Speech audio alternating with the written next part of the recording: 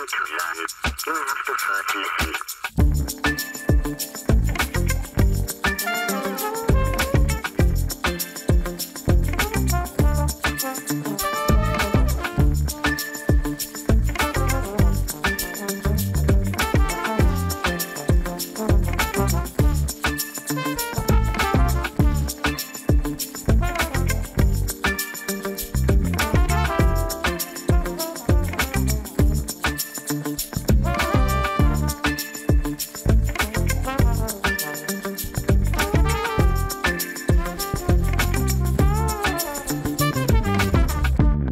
Welcome to episode 2 of Matt O'Donnell Wants to Know, a podcast to feed our curious minds. I'm Matt O'Donnell, and I want to know who you are. I want to know what you do. I want to know why U.S. currency doesn't get shredded when you put it in the wash, but if you rip it with your hands, it sure will. I want to know what matters to you and why. I've spent the past 15 years as a professional bass player. That means I've covered a lot of miles and talked with a lot of people. I've found that the person deeply interested in a topic is often more interesting than the topic itself, and the bigger picture is found in the details. What a fantastic excuse to share conversations with people I think are great. My guests today will be Davy and Demi Chacon of Now and Then, which is a 12-seat elevated coffee and tea experience that's located inside Bar Continental in downtown Nashville, Tennessee. Before I say a little bit more about that, I just want to say a very simple thank you for all the positive response to episode 1 of the podcast. I couldn't have imagined that would have gone better. So many of you listened to it, and that is really striking to me. I could go on forever about my thankfulness, but seriously, I just want you to know that you're appreciated. If you know me at all, you know that one of the tentpole passions of my life is coffee. There are few things that take up more space in my life, more time in my life, and just feel better to me than any kind of cup of coffee.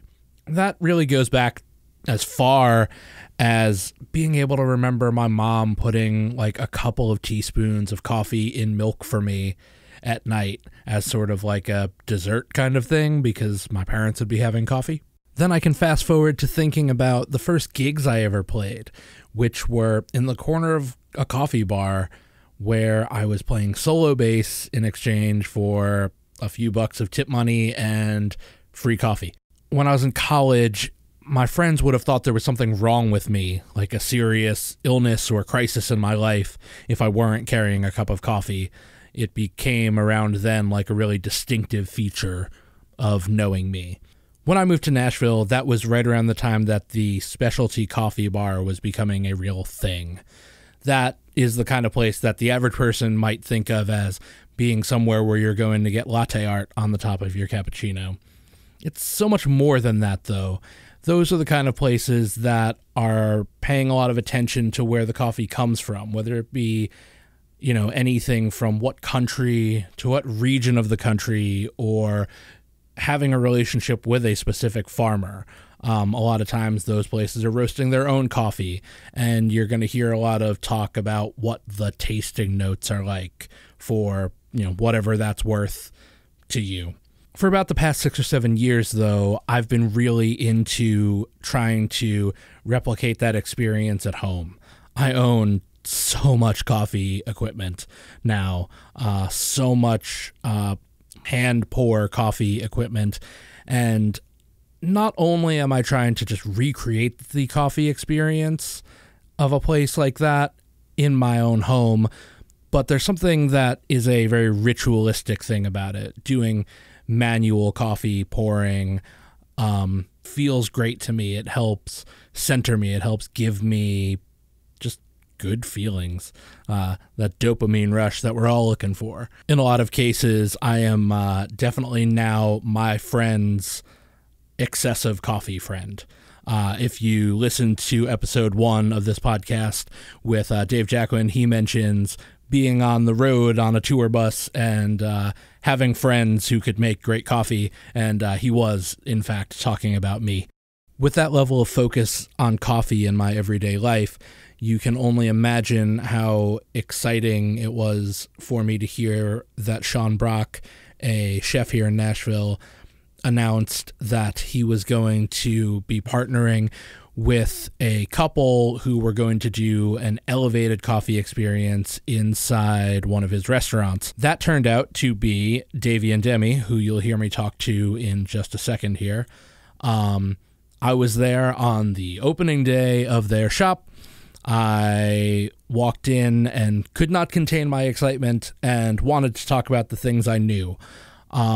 My experience with coffee at this level kind of definitely goes through phases.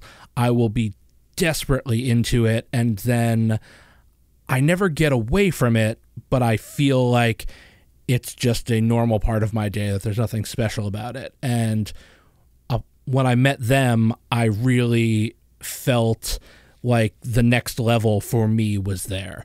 I felt like I was experiencing it again almost for the first time. I even bought the pour-over brewer that they were using from England because there was no stock of it basically anywhere in the world. That was the one cafe I could find that brewer at. And so I ordered it and, definitely overpaid for it to get to my house. That's the kind of thing that they did to me. Along the way, I found that Davy and Demi are just great human beings, and I've gotten to know them pretty well, and they're just definitely my kind of people. And so when I was thinking about who was going to be on this podcast, the kind of guest that I wanted to have, it was a no-brainer that they were going to be on that list. In the chat we had, you're going to get to hear about not only what Now and Then is, how it operates, what their vision for it is, but how they built it, how they got into working in specialty coffee themselves and then had this idea and grew it into what it is now. This is definitely a very special, exciting, and thought-provoking conversation about coffee and life. So without further ado, I take you to that chat now with Davy Ball and Demi Chacon of Now and Then.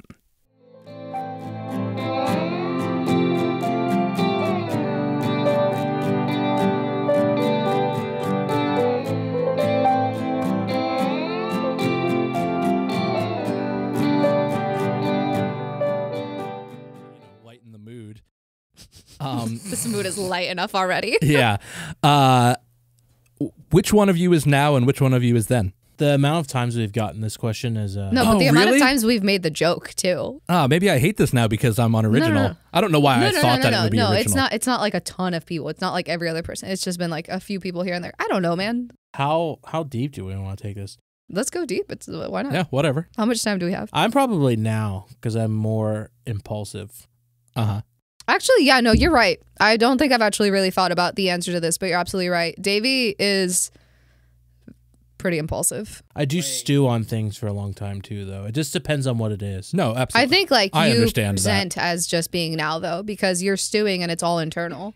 Yeah, that makes sense. Yeah, because what happens is, like coffee menu buying, for example, like, I stewed on which roasters I was interested in, and then when I made my mind up, I just kind of pulled the trigger and like really quickly moved.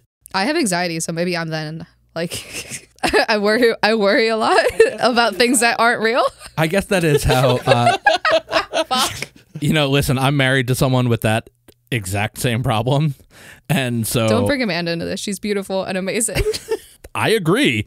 She also has anxiety and, imagines things like the Christmas tree not being turned off at night and burning our house down. Oh my God, no.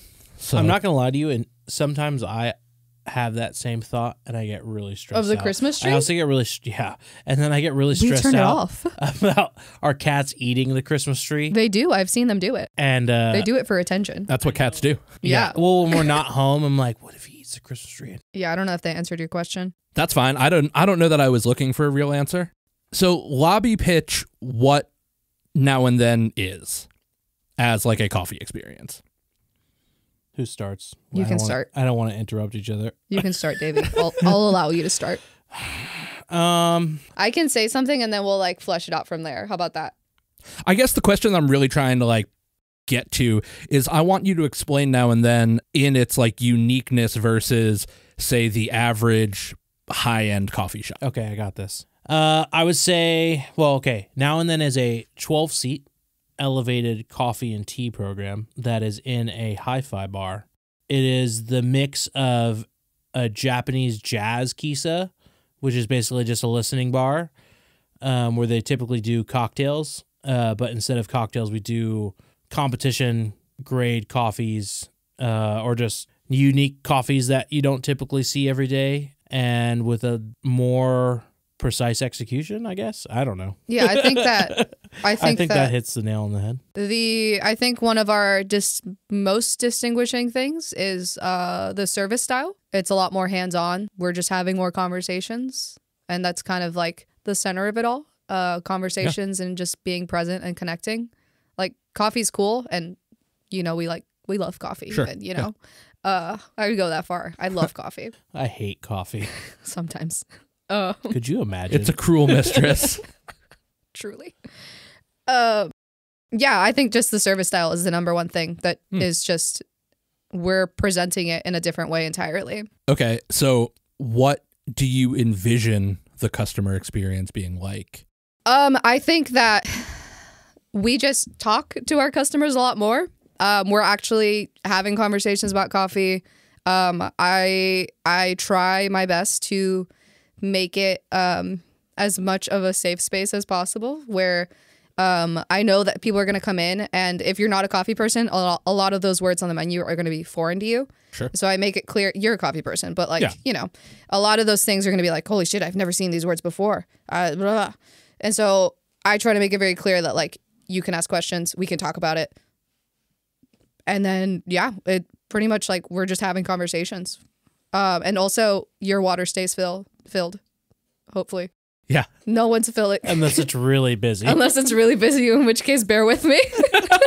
Please. Fair. Understood. As a customer, what was your experience? Yeah. As a customer, Matt, why don't you tell me? Well, that's This what I is was my about to podcast say. now. Well, I mean, these are conversations, not interviews. It's interesting because most days still, like, I've been using the word consumables a lot lately, because I've been into dining for 21 years or so.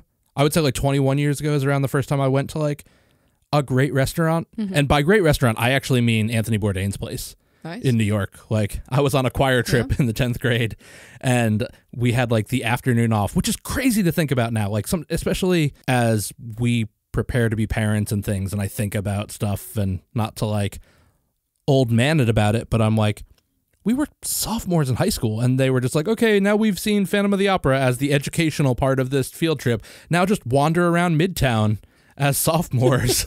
And that was insane. Totally an available thing in 2001. Like, side note, because I know you guys don't know this, my parents owned a restaurant when I was younger. So I've always been really into that. And even before they did, my dad was like the dining room manager of like a nice-ish place in our like small town. Oh. And so, like a true tourist, food has always been a major theme in your life. Yeah, that's right. That is true. This podcast is actually just going to be me trying to convince Matt that astrology is real. Keep that on the record. I don't know that I think that astrology isn't real. Okay, fair. That's a great place to start then. Someone gifted me Kitchen Confidential like when it had come out, because I had read the original article in, I think it was, the original article was in the New Yorker. And then I was like, oh, so I snuck off on the subway on this field trip to go down to Leal and ate steak frites. That's fucking insane. Yeah. But also, who gave you the money to do that? Was it on the dime of the school? No, I had that money. That was my money. You were in the 10th grade. Yeah. But I only spent probably like $55. Fair. Because for some reason I thought it was going to be like much more than that. No, that's just like, non-Michelin food, like just a good French bistro. Yeah. I think I got, if I remember correctly, I got escargot and then steak frites. Damn. But we had escargot. Damn, what were you, 15? 16? Yeah, like 15. That's crazy. we had escargot on the menu at my parents' place. Oh, okay. And so I was like, So you were like, been there, done that. yeah, but, I mean, that let's wasn't try a it here. weird thing Yeah, okay. to me. We didn't have a ton of weird. That was probably the only thing that, I mean, probably nobody ordered it in hindsight. You also said it was 2001. I mean, it's about Yeah. what So that makes sense that like obviously like it's just a very different economic landscape back then. Yeah, absolutely. Like, what's crazy though is I think that was a number of months post 9/11. Yeah. Oh, wow. Like, because I would have started 10th grade in September 2001. Oh shit. And we still went. But Yeah. what's crazy is like they used to run a Europe trip every 2 years in my Oh, high school, wow. and they canceled that. But they let us go to New York That's on a choir so trip and run around. That is like sort of insane to think about now. So I'm like sort of a junkie for like the experience Yeah. of that. And I think I said to you guys not long ago, like it is sort of the thing that makes me the most wild in my head, because like fine dining is more prohibitive than anything else I'm into. It is like travel prohibitive, cost prohibitive, like, and just generally access prohibitive. Like I can't, you know, a lot of things about my financial situation would have to change to eat, you know, all the things and places that I want. No, you and a lot of other people. Yeah, for sure. But in a different world where it's like, oh, I want to get into this topic, I can buy 30 books and documentaries on this and have a great handle on it. Yeah, for a few Like- $100, it's like Yeah. And you basically learn everything. yeah, whereas you're talking about half a year salary to eat 20 times Yeah. in, you know, in places. And Which that's is insane, yeah. that's a wild thing. But But coffee in ways is like that too, where it's pretty cost prohibitive, right? Where it's like in the competition realm, like the coffees that they're serving, people don't get to try those, you know? no, for sure. They're super expensive, or like there's just so little of it available that you'll never get an opportunity to try Yeah, it. and the reality Yeah. is that in that competition world, who the people that are trying it are the competitor, the person that's training the competitor, or slash like working with the competitor, whatever, and the judges, and that's pretty much it. Yeah, that sounds about right. Most because they used to do a thing before the pandemic where in Brewers Cup at least you could you had like an audience portion, so you had to bring. They used to have a rule where you had to bring at least 5 pounds of your competition coffee, and that rule was set in place so it kind of like. It was so that you couldn't buy just like a fuck you expensive coffee, and that was the thing that like got you through. Not got you through, but like that was because you're Sure, thing. that was the signature yeah, exactly. thing, That the wasn't thing like that the made thing. So that was kind of like the rule they had in place. But also you had to use that coffee to serve the like just people that were there, Yeah, right. and that used to be a thing too. And then that's when people were able to Did you like say try 25 pounds? 5. I think I could be wrong. I think it's maybe it was 15. I genuinely don't remember, but I remember traveling with Because you could some. still get a fuck you expensive coffee. No, with I know. 5 No, I pounds. mean Sure. it's sure. Like depending on who you're talking to, for sure, and like what their company has access to, 100%, and they did still. Yeah. Like, but back then, what I'm trying to say is that there used to be a like I think it was called like audience service or something like that. Open service? No, not open service. Yeah, well, there was That's something the like actual that. like presentation to the judges for brewers. Yeah, I can remember the SCA events here, and where it would be like every competitor had to spend like an hour on bar. Yeah, exactly. And that deal. And I'm just trying to think, like, if you had to spend an hour on bar, how much could you go through and still have enough to compete? Yeah, Like, exactly. And not be short. Yeah. The season I competed in was the last season where that rule was in place.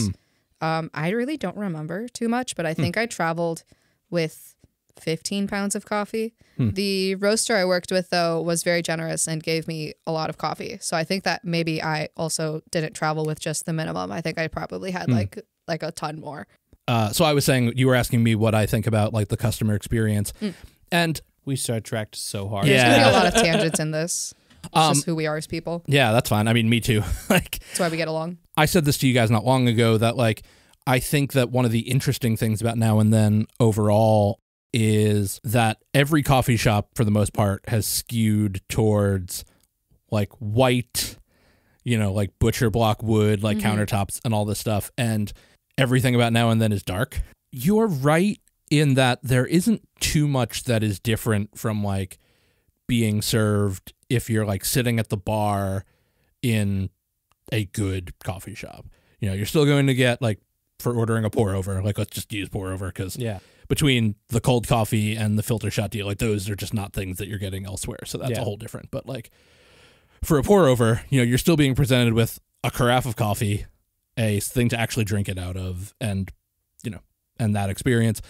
But one, like you guys serve the carafe with a spoon, and like be sure to tell people like to stir this some. And whereas some other place would be, if they are doing that, the best you're going to get out of them is, oh, swirl it with your hand. But yeah, I mean, it is just a matter of all the things that are thoughtful.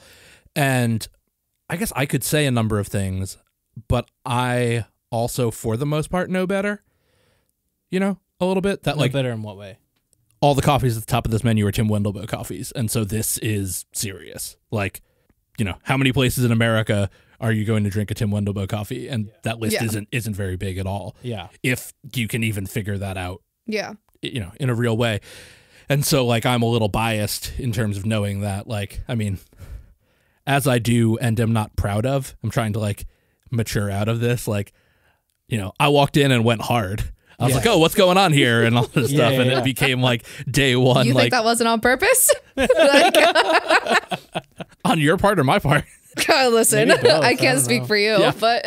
No, but that's what I mean is like sometimes I try and control what is on my mind into not coming out of my voice. I wish I could do that. Yeah. Can't relate. Well, no, I said try. I didn't say I was succeeding. So like, don't be asking for advice of that out of me. Yeah, I'm just trying to think of like sitting at the bar and other people being there and watching them like freak out. Like what, like, I guess it's more of the real question is, I suppose, what are the things that do you think make people freak out? I think it's probably just exposure to that level of coffee. It's like, I mean, to be honest, like, I don't think, like, obviously there's no question that Tim Wendelboe is an amazing roaster. Mm-hmm. His sourcing practices are amazing, but those coffees aren't like inaccessible, right? I mean, they're prohibitive in the sense that it's like you have to order it from a different country and it has to get imported and that kind of thing, and like, it takes some more time, and it's just a little bit more, there's a few more steps to getting it, but Which like, for a lot of people, that's a barrier. Like, if it's difficult to do, they won't do it. Yeah, for sure. And I mean, that's also the barrier at shops that are multi-roasters bringing in some coffees that they're not really, like, that barrier is kind of a big wall for some people, like, if it just depends on how your program's laid out, in the sense that, like, if you're having to order coffee every 2 weeks or whatever it is, like, if you're having to order from another country, you have to time it right so you don't run out of coffee. And so it just adds a lot of like headache as a, like, if you're a cafe manager and you're the one doing the ordering, it's like, that's why you don't see coffees like that very often. And I think, because of our time in the specialty coffee industry, like, we kind of know the styles of coffees that typically are the, I don't want to call them show ponies, but the things that like really like wow people. And it's cool because it serves two different purposes, right? Where we can get the people who, like you, who are super into coffee and recognize the name Tim Wendelboe and like be stoked, but also like people who don't know anything about coffee coming in and asking for recommendations. We give them a Wendelboe coffee and they get their mind blown because they've never had coffee like that. So yeah, like a decent amount of people that are coming into now and then just aren't even aware that coffee can be something elevated at all. I don't know what they're drinking, but like on a day-to-day, I don't know what they're drinking, but for a lot of people, they're like, oh my God, I didn't know coffee could taste like fruit, which obviously for us, that's like duh. Yeah. But a lot of people, that's just not something they knew. It's interesting because again, I mean, every person is only the sum of their own experiences at any one time. And so like, I wouldn't think that way. So I'm just trying to think about other people and I guess like where they're at. Like, I would assume that there are a lot of people coming in who might be drinking at a place like, like Crema here or things like that, like a good shop, like a very good shop. And then that you guys are like coming in to see you guys is like jumping up to like a much higher, like transcendent place. Yeah, it's just because of the level of execution that we're able to put in place with like our service style. You know, that's what like, again, it's just like the thing that differentiates us from other cafes is just that because of the limited seats, there's only obviously a limited amount of people we have to serve at any given time. And we're able to really put a lot of attention to detail when it comes to the actual preparation, and we can do all the extra steps that really, you know, it's all those like 1% that really take it to a whole nother level. And like, it's the thoughtfulness in every regard, you know, that also just like, again, if you're a coffee professional and you're familiar with Tim Wonderbow, you see that on the menu, you get stoked. But then also that every step of the way, there's been some sort of attention given, and like just all the like the care that we put into it. I think that it's worth noting that something one of our values is just being present. So no laptops, no tablets, none of that shit. I think that a lot of people are drinking coffee and they've never thought about it. Sure. They're drinking coffee and doing something else. Well, exactly. They're drinking coffee and it's just like in their cup holder on the way to work, or they're at work, or like whatever, you know, like this, for a lot of people, this may very well be the first time that they've drank coffee and that's it. Sure. Yeah. I think that there's some validity there. Yeah, I think so.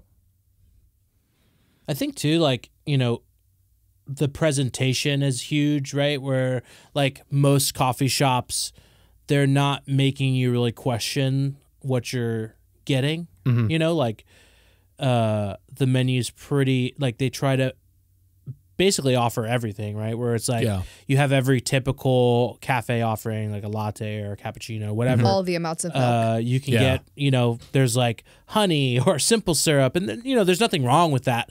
But because you have every option in front of you, you land on something that is like pretty standard at most cafes. So like, let's say an iced latte with some simple syrup. If that's like your only idea of, or like experience with coffee, that's what you typically look for in a cafe setting. And I think what's been interesting is that because we don't have those kind of options, it kind of forces people to think a little bit more about like what they're actually ordering. Cause they like, obviously on the menu has all the tasting notes, and they might not really understand that because that part of the conversation gets kind of lost in a typical cafe setting for the most part. And because we only have the one milk drink available and it's a smaller size, so it's a little bit more coffee forward. Like if they come in, they get that and it's close to what they get at a normal cafe just without sugar, and it's just higher quality coffee, higher quality milk. That typically blows their mind, and that might be the gateway for them to come in and feel like there's like that, you know, I mean, we're building that level of trust with each other, and they might become interested in trying something else. And like 90% of our menu is black coffee. So it's like, what a wild concept. Well, that's what's funny. I had two, I mean, it is. Whose idea was that? Fuck. well, I had two thoughts in there, and those are really that in that idea, I just did this the other day.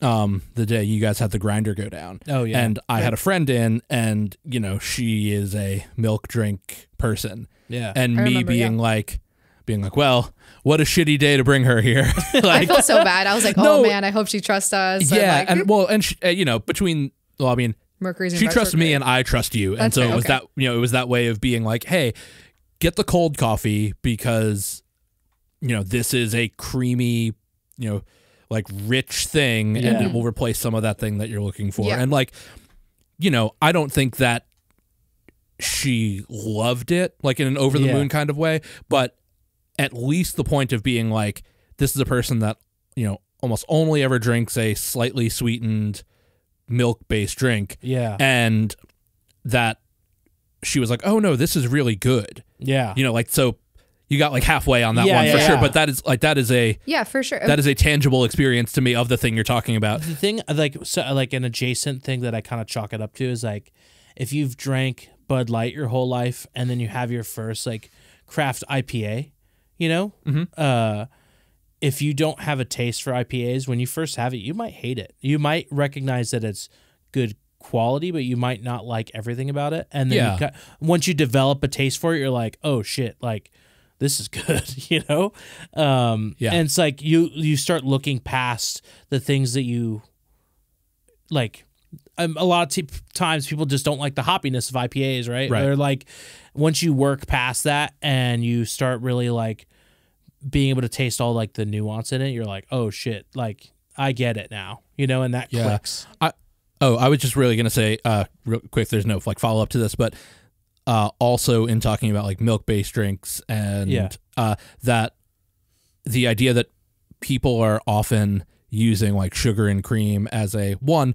There is something still, we've talked about this, like there's still something that's like cozy, sexy about like just a cup of coffee with like sugar and cream that still has like a silkiness. And that's like, valid. Yeah. And I mean, I think that too, because I know coffee snobs who are just, you know, itinerant, just absolutely not anything but quality. Yeah, and those Yeah. are You know, those stuff. people are assholes. I agree. And I'm always the On one the like record. arguing for being like, no, like it very often I am advocating in various things for all of this is valid. The whole spectrum, like if you can't take the whole spectrum with you, even if you diminish it, a lot of it in a way, like I don't drink, you know, drip pot coffee with sugar and cream very often, Yeah. but it's like this year will be the first year that we'll go to Amanda's family and I won't bring coffee gear because Yeah. I do every year and I don't ever use it. Her family's just drinking drip pot and I'm like, that's fine. That's great. Yeah. Like I will have fun and enjoyment with this. But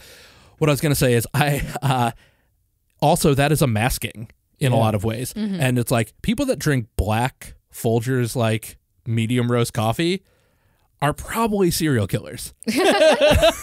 Okay, well, this segues really well into what I Oh, was okay. going to say.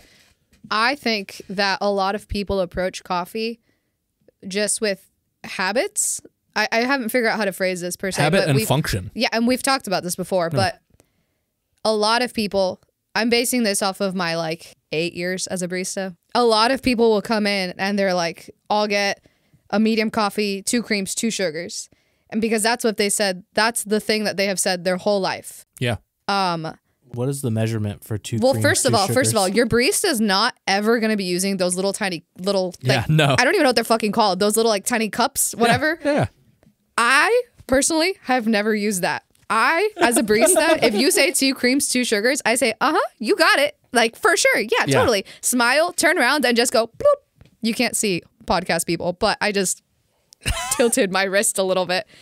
And if you hand it off confidently enough and you're like, there you go, 2 creams, 2 sugars. Yeah. People are just like, if it's within the right like color range, more or less, people will just be like, yeah, this is perfect. Yes. But they don't actually know. And so most people are always approaching coffee based off of what they've just always done their whole life. Yeah. And they don't know coffee in any other way. And so I think a big part of what we're doing is not just like presenting coffee service wise in a different way, but also quite literally just like any habits that you have, you're going to have to not come in with that.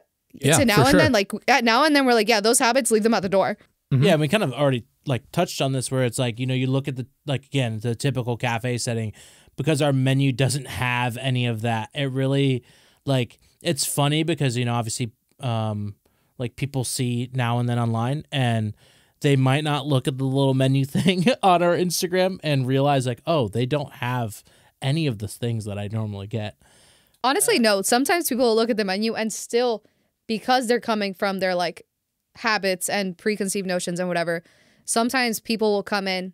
I can think off the top of my head like 3 people, maybe more, that have come in and they'll like look at the menu. They'll start with black coffee. A lot of people will come in and they're just like, I trust you, make me a thing. And so I make them a thing.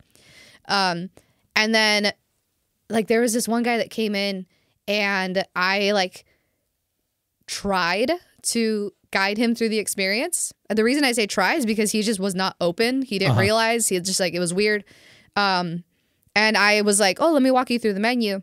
And he was like, oh, it's fine. I'll just take a vanilla latte. Like he didn't even want to look at the Sure. menu. But then he did look at the menu. He had a black coffee. It was great. That was dandy. Awesome. Second time he came in, he was like, I actually want to try your milk-based things. Can you make me that vanilla latte? And it's like, I thought you looked at the menu last time. And like, what do you mean? Like, what? Yeah. Like, I saw you with my own eyes. Look at the menu. Where did you see that? Yeah, and the thing is, like, it's not that anything's wrong with a vanilla latte. No, there it's is just, no, like, for sure. I the love iced lattes experience- with sugar.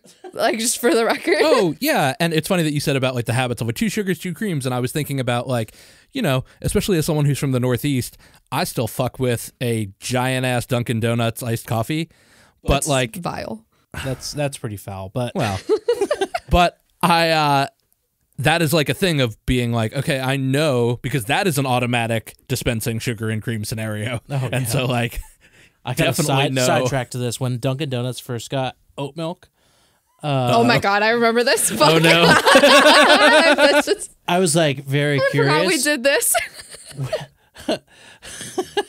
We were living in Brandon, Florida, which is very, very far from any cafe that was reputable. And I Yeah. was like, oh, Dunkin' Donuts has oat milk. I could really go for a latte right now. Well, we just wanted to try it. and I wanted to try it. because we were both Yeah. vegan at the time. And so we went to Dunkin' Donuts, and I asked for whatever their medium was. I basically got a big gulp. And Dude, it was fucking huge for a medium. It was huge. It didn't fit in the cup holder. We got 2 of them. it I was remember they didn't heinous. Oh my God. It was heinous. And it gave me a stomach ache. fit. And I Oh was my like, God, it gave me such that- bad stomach cramps. I don't even think they do an extra large coffee anymore because that used to be a vibe. oh my gosh. It wouldn't fit in the car. An extra, that's right. if that's the medium, and what the fuck, I can't even. Yeah, if you were ordering a coffee and there is like a small base and then it like opens up to a Oh bigger my cup, gosh. you are in major trouble. Yeah, it was rough. Yeah. That was funny. I So forgot the we did fact that. that you drink Dunkin' Donuts still. Just every once in a while, like, you know. I worked at Dunkin' Donuts. Dude. I know what they put in that. That was coffee. your first coffee job, actually. Whoa, that's I got the actually- cool one. Okay, I got Starbucks. You had Actually, Dunkin'. it was my second coffee. Oh, well. So I worked at a specialty cafe, and then I went to Dunkin' Donuts. wait, which one? Off the record. no. This is No, on the record. no. This is hey, real quick. This is actually where I was going to go next. I was going to ask for both of your like coffee histories. Oh my gosh. It's not that complicated, actually. I just Yeah. ended up here. Well, actually, no. I think it technically was my first coffee job, but I knew about specialty coffee. Oh, okay. Okay, so back in 2012 or 13, I worked at a place called Merchline. It was like a T-shirt print shop. It was very big. They did like, I mean, bands on Tooth and Nail. They did Skrillex merch. Oh, that's It was, yeah, they did kind of a little bit of everything. And so I was working in the packing and shipping department, and one of the owners was guitar player of Under Oath, who owns Oh, cool. King State Coffee in Tampa, and it was pre-King State existing, and he was roasting coffee, I think, in his garage. And they had what I thought was a really crazy coffee setup. I had never seen anything like that, and I don't remember particularly what it was. It probably was just an Encore grinder and And a Chemex. I mean probably Maybe an AeroPress. Encore grinder and like a really nice drip machine, and it like they were making coffee every day, and it blew my mind. I was like, this is so good. And going to work, having that every day, and like the friend circles that I was in, they all worked at a spot in Tampa called Buddy Brew, which was the first specialty shop to open in Tampa. And this is 10 years ago. No one was using scales. Everyone was using Chemexes. What an era. Yeah, crazy. I'm glad we've evolved. Everyone was wearing fedoras. Oh, no. It's funny that you say that though, because like I think all the time, like in another 10 years, like what is happening now look like in terms, or be like thought of in They're terms gonna of like think we're we've come so cavemen. far. Yeah, It's crazy. yeah. So, Buddy Brew was a thing. I started going there because someone who worked at Merchline told me to check Buddy Brew out, and I started going there. And then I met this guy named Joel Davis, and he Joel. was in the process of opening his own coffee pop-up concept thing called Commune & Co. And, flash forward to me working at Merchline. I was obviously, like I said, packing and shipping, and we got this order in to print shirts for Commune & Co. At the time, I didn't know what that was. I hadn't met Joel yet, and I started packing these shirts, and I just got curious and asked my boss what it was, and he's like, "Oh, it's our buddy Joel. He's has this coffee pop up that he's doing these shirts for him." He's like, "He's pop up is like Saturday or something," and told me to check it out, and so I went and because obviously the coffee setup at the shop piqued my interest, so I started getting interested and decided to go to this pop-up, and again got my mind blown even more because I was like, I've never tasted anything like this. He had this product he had been like R&Ding forever called Pressure Brew, and it's essentially like kind of like cold brew, kind of like nitro, but not. It's just coffee brewed under pressure, and had a really interesting texture to it. And he was, I think at the time, using like Madcap or Ruby, one of those like and so I met Joel and started to going to all of his pop-ups, and he at the time went from just having like a tabletop like tap system to building like this coffee trike that had a cooler system in it. It was and fucking sick. It was crazy. That sounds great. And so he just started putting kegs of this like pressure brew on tap and just riding this trike around Tampa, just popping up places for a few hours and selling cold coffee, and it was amazing. That's awesome. And so I just kind of started trailing like where he would go and going all the time. And at the time I was also touring in a band, and so I would come home and need a job, and I started showing interest in like working for him. And I became friends with his brother, and his brother told Joel that he should hire me, and Joel offered me a job, and I started, riding this fucking trike around that fucking video downtown of you? Tampa. Oh, it's hilarious. We need to show Matt that. So funny. It's like a 2-second video, but it's so funny. It's just me on this trike. Like this trike's fucking huge. It's like, and it is not easy to ride, and I'm just riding down the street in downtown Tampa, and it is, like, so the deal was like, I would show up to the warehouse, I'd roll this thing out. It's like 6:30 or 7 a.m. and I'd have to ride this thing like 2 miles to downtown Tampa, and I would just set up in front of this like, it's the oldest theater in Tampa called Tampa Theater, and then in front of this like flower shop spot, and I would just stand there all day just serving coffee to people, and like it was pretty slow, and I basically was just sitting there kind of like reading about coffee on my phone, and started bringing books and things like that and trying to learn, and then I would go on tour. And while I was on tour traveling, I was just trying to find shops, and I was texting Joel like, "Hey, I'm in this place. Where should I go?" And it just became obsessive hobby for me, where like, honestly, it's kind of like everything in my life, where if I get into something, I really, really dive super hard. Yeah, I understand That's ADHD. that. Yeah, oh my God. And so, it kind of snowballed, and I kept down that path, and it's kind of like history from there, right? Where I just started working in shops and like working for Joel, like here and there, just doing like his events and things. Cool. And Demi, your turn. Okay, so I, like many other baristas, first worked at Starbucks. I was 19. I was in college. I wanted to work at Starbucks because every time I went, it looked like the baristas were having fun. That's it. That's really it. And I was in college, and it didn't fucking matter. I just like needed a way to have some sort of income. I was smart. It's debatable now, maybe, but I was able to get a lot of money, like grants and stuff like that. So I like didn't have like a full ride per se, but I didn't pay for anything out of pocket, thankfully, for college. But I did need a job to like live. Yeah. So yeah, I started working at Starbucks because I thought the baristas like were having fun. I did have fun. It sucked also, but I had fun. Simultaneously, or did you have fun until you didn't? Both. Cool. All of the above. No, it was fun. I started working at Starbucks when I was living in Miami. And that was the only Starbucks where I like actually had a good time. And then I moved to Tallahassee. And that's where it kind of went downhill. And it was just like upper management and like classic It's bullshit. always that way. It's always that way, yeah. The girl that I was dating and lived with when I first moved to Nashville and stuff, she worked at Starbucks, and her experience here was so much worse than her like shop in Boston and in Virginia. Yeah, no, it all comes down to like management, as it always does. But anyways, looking back, I'm glad that I worked at Starbucks, because I moved a lot and it allowed me to have a job anytime I moved. Not a lot, but like I moved, whatever.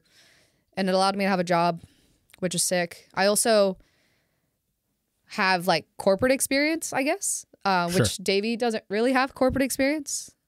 Between the two of us, like good spread. While I was in Tallahassee, I was the supervisor at the third busiest Starbucks in the state of Florida. While I was working there, I started going to a little like local specialty shop.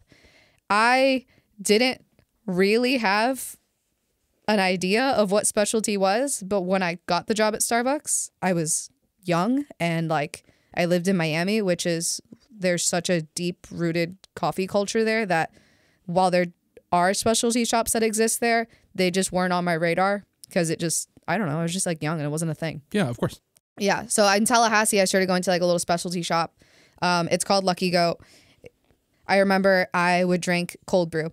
I honestly, I didn't even think about it, really. It was just like, this tastes better than Starbucks. Yeah. And I liked that I wasn't drinking Starbucks. And then while I was going to this, or I started going to this cafe, they had a few locations, but I went to one specifically. I went there and I noticed that the baristas there were just having more genuine interactions with people. Mm-hmm. They were actually building like relationships, friendships, and it was like a craft. And which is crazy because I know from having, in my poor years in Nashville of going to Starbucks a lot, like having friends who are baristas, that like that's part of the mission is to like learn people's drinks, that when you see a regular, you like know to make their drink and shit like that. And so it's like, it's funny that you're going from that kind of like fake interaction. Yeah. I mean, I worked at a very, very busy Starbucks. So thousands. I think we were doing like 10K days, if not more. I honestly don't really remember, but it was something fucking ridiculous. But yeah, I went to I went to Lucky Goat and I noticed that the baristas there were just having like more real interactions with people. I started recognizing like the craftsmanship of coffee, and I remember thinking latte art was really cool because I was also like 20. Yeah, of course. And so I started teaching myself how to do latte art at Starbucks, which was difficult because the equipment.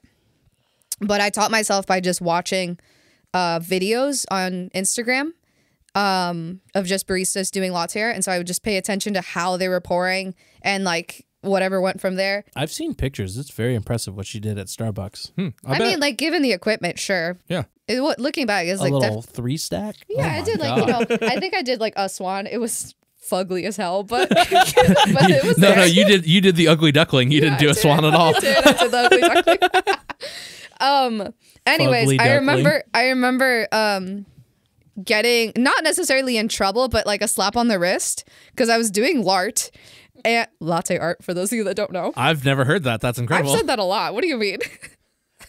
Lart. I was doing lart, and I've always been really fast, so I was always on bar, and so I remember doing lart on bar, and I got maybe like a slap on the wrist or something because they were like, "You're slowing us down. You're affecting our drive-through times." Bullshit.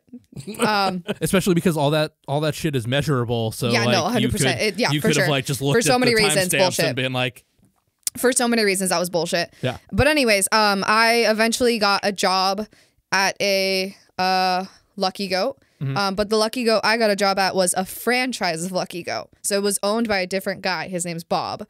It is. His name's Bob. Bob's Lucky Goat. But so Bob owned like a franchise of Lucky Goat, and I got a job there.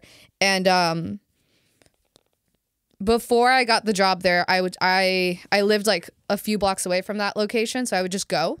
And I remember I became friends with the baristas, and I became friends with the manager at the time. His name is Evan. And I was telling Evan, like, what do I have to learn? Like, I want to know more. I know that there's more. Tell me, what do I do? And he put me on The World Atlas of Coffee by James Hoffman. Oh, yeah. And so I bought that book and I read it front to back, so many notes, left and right, all of it. And so when I got the job there, I started as a barback.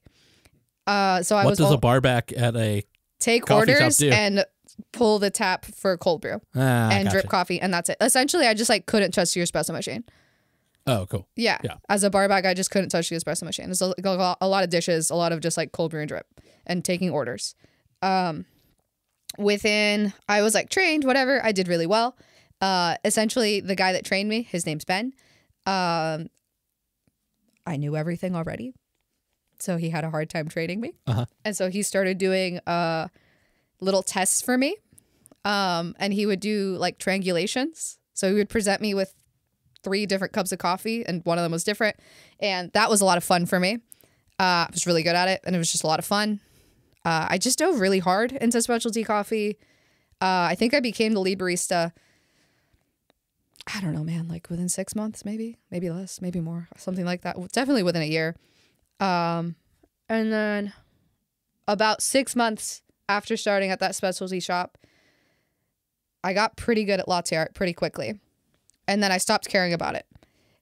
But I remember that some of my friends went to a throwdown in Gainesville, which is like 4 hours away from Tallahassee. And they didn't invite me. And I remember being pissed off because I was like, what the fuck? Like, you know that I want to do a throwdown. Nothing happens in Tallahassee. Why didn't y'all invite me? The next competition that happens, I'll be there.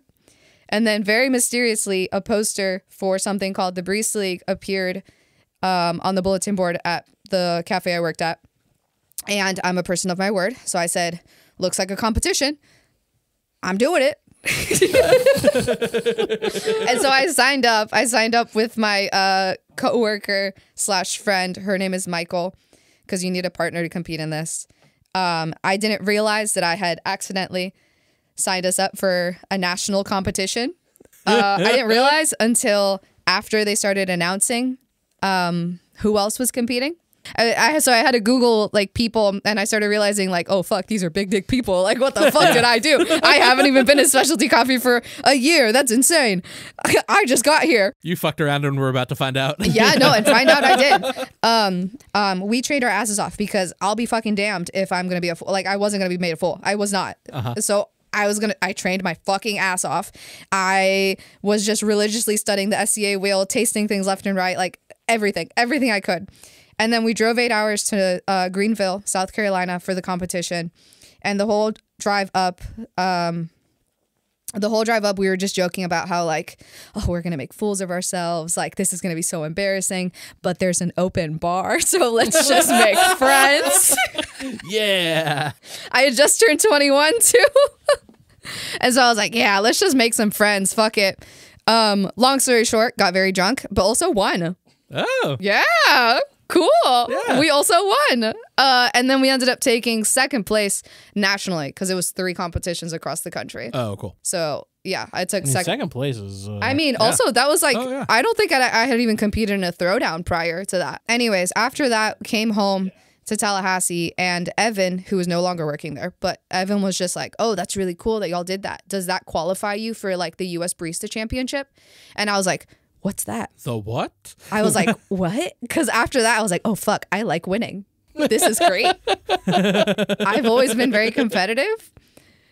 And Were you a mathlete?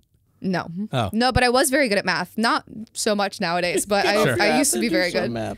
Mathlete, can you imagine? Honestly, that would track for me. Yeah, that's why I asked, because I was like, I didn't know that the answer was right. No, but, I like, went to a very underfunded high school. Fair. So I think, okay, anyways, we can talk about my childhood on another podcast. Anyways, I didn't know what that was, so I Googled it. And then that's when I discovered like the US Coffee Championship World. The next season, which was like a year later, is when the season would be starting up again. I competed in a prelim, and because that was just kind of like the taste. I competed in a prelim and did really well. I got 4th place, I think, maybe 5th. and I missed the top 4 or 3 by less than a quarter of a point. And so my friend Sarah, who was like running and managing the competition, she like found me and she was like, Demi, you have to keep going. You were so close. And so I just got the bug, and I just like very, very, very early on fell into like the competition world. Shout out Sarah Fanack. Yeah, shout out to Sarah Fernack. I love her so much. She ruined my life, but also made it what it is today. No, in the best way possible. I love her so much. Just very early on fell into the competition world, which for a lot of people, they don't even know that world exists at all. Like coffee people. A lot of people just don't even know that that world is something that they can do or that it exists or anything like that. Yeah, that's interesting. I remember Davey saying to me on like your opening day, we were talking about stuff, and he was being like, there are a lot of cafes that don't train you at all. Yeah. No, you know? For real. And it's like, that's insane. And it is crazy that you can be in what would, you know, not just vaguely resemble, but be a real specialty shop and not be connected to the greater world of like competition or high end or like exploratory things. Yeah. That, like there's still a lot of people that are just day jobbing that. Yeah. Which, do you guys think that coffee is a wild career? Like to end up in? Wild. It's Yes sort of and like no. a weird thing. It's sort of a thing that like, how many people do you think go into the idea of working in coffee as a like real career choice, as opposed to just like being someone in college that needs money and then like sustaining that into like a career? I think a lot of people just kind of end up in coffee and then fall in love with it. A lot of us all have the same story where we're just like, oh, I just needed a job and then I realized I love it. And coffee attracts a very specific kind of person. We're all kind of similar. Yeah, I think it just kind of depends on your personality type and like, you know, if you start at Starbucks, if you get exposed to specialty coffee and it piques your interest, you know, then you'll probably fall into it. But we've met people who are just like, oh yeah, I worked at Starbucks in college and then now I'm an accountant. It kind of just depends, right? It didn't like, ruin your life. Well, but not that I want to like start having political discussions and stuff, but like I think that there's a part of me that thinks that like the push for unionization and things like that in shops, I think is kind of the result of the humanistic needs that are built around ending up in an industry that is not meant to be a greater employment or like long-term life sustaining. Well, the coffee industry, especially the specialty coffee industry, is very young. Sure, yeah. I mean, that's what... Well, 10 years ago, people weren't using fucking scales. Yeah, that's what we were saying before, is like the mindset about it is that it has matured so much, but also that, again, like I said before, in 10 years, we will look at this time and be like, man, we didn't know so much shit about, oh my God, it's crazy. Yeah, and I think, like, in most people's view, coffee, whether it's specialty or not, people don't see it as a life, like a long-term career, especially like boomers, you know, like they think coffee shop is like, oh, that's a kid's job. And, you know, it just goes back to like the thought that we were just listening to something where people were talking about being too good, like coffee. Oh, that's what it was. New coffee shop owners. We have this book called How to Run a Coffee Shop, or is it one of the Scott Rao ones? Yeah, it's on the site. Yeah. We were talking about that, and we were literally just talking about this in our kitchen before we came here. Of like, there's people who want to start a coffee shop but have never worked in service, and one of my favorite things is in that beginning of that book, it says like one of the first pieces of advice he gives people who want to start a shop is to go work as a barista. And most people are like, no. It's like, why would you? Like, he said, or he poses the question of like, you know, he asked them to go work a coffee shop job and they have no desire to work in service at all. And it's like, then why are you opening a coffee shop? You know, like, yeah. And also another thing too about like owning a business too is like going back to watching my dad like run the restaurant we owned, is like sometimes he would have to be the cook. Yeah. You know, and was not equipped. Like, I mean, you know, we weren't crazy, but it was like a nice Italian American place in Scranton, you know, and like, but sometimes the cook wouldn't be there, you know, for sickness or whatever. And it's like, my dad was the only person that could do that. Or like, if you're the owner and you have to be a server because sometimes you just need to jump in. Yeah. Like Yeah. any owner of a business that is not willing to jump in. A lot of coffee shop owners are not willing to jump in. Yeah, which is crazy, right? Like, but yeah, that's insane. that idea that's just like you should be equipped and willing because not even willing, just like rising to the need. It's about necessity, you know, and that kind of thing. And well, it's also like if you're the owner, ideally you are the one who created the systems in place for your business to run, so you should know how to work every position. Yeah. Whether that's like being the dishwasher, being the server, being the barista, being the cook, whatever that position is, like ideally, you know, you don't have to be like the best at it. You know, you just have to have an understanding of what. Well, I think the that if you're job going to is. ask someone to do something, you should be willing to do it yourself. Yeah. And that's something that I've always thought. jumping ahead like a little bit, like what were the pop-up now and then experiences like? Okay, wait, this is actually also relevant Okay, good. because I kind of like trailed off with my history. Yeah, you're fine.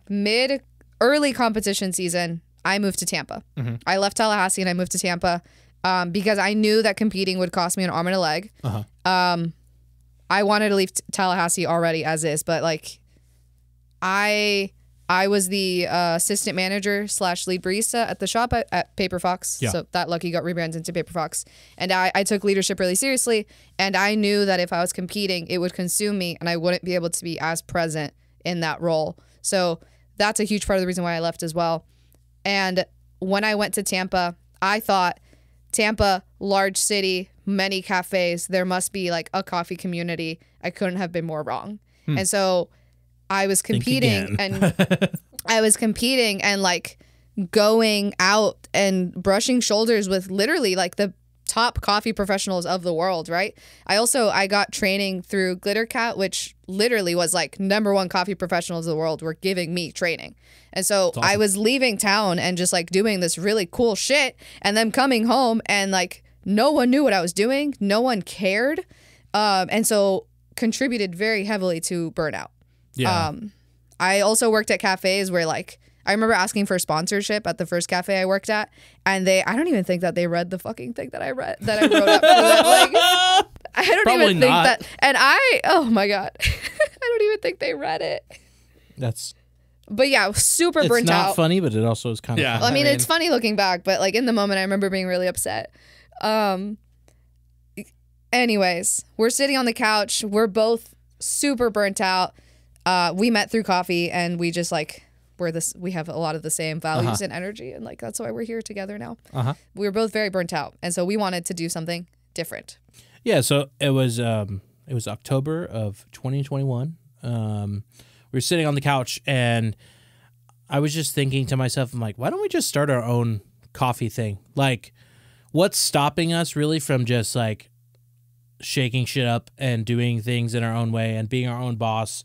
And like, you know, we both have enough experience under our belt that we could like bring something to the table that was meaningful and not just a traditional cafe. Yeah. And, you know, at the time we didn't know what that looked like. And, Sure. you know, it would be my first thing back in the coffee industry because at the time I was still working at the restaurant. And I knew after working in the restaurant, like I really loved working there. It was great. But also I knew that I couldn't see myself doing that long term. Because I like had ideas of like, why don't I just open my own restaurant? And then when I started, you know, really exploring that, I was like, I don't think I want to do that. Yeah. Well, like actually, this isn't that relevant, but it's kind of funny because we did kind of go down that path a little bit where Davey got into fermentation, and then I was raised to have a pretty entrepreneurial spirit. And so we, at first, were going to start a fermentation business. And then Which was really fun. No, it was Yeah, super fun. I And the bet. branding was great. It was, I won't say what it was called because it's a great name and we don't have it like, Yeah. exactly. But anyways, we went so far as to be like, okay, well, let's open a restaurant. This was pandemic. So Yeah, like, and we were like, let's open a restaurant. And Then we realized how much it costs to open a restaurant, and we were just like, that's insane. We can't, like, that's too much.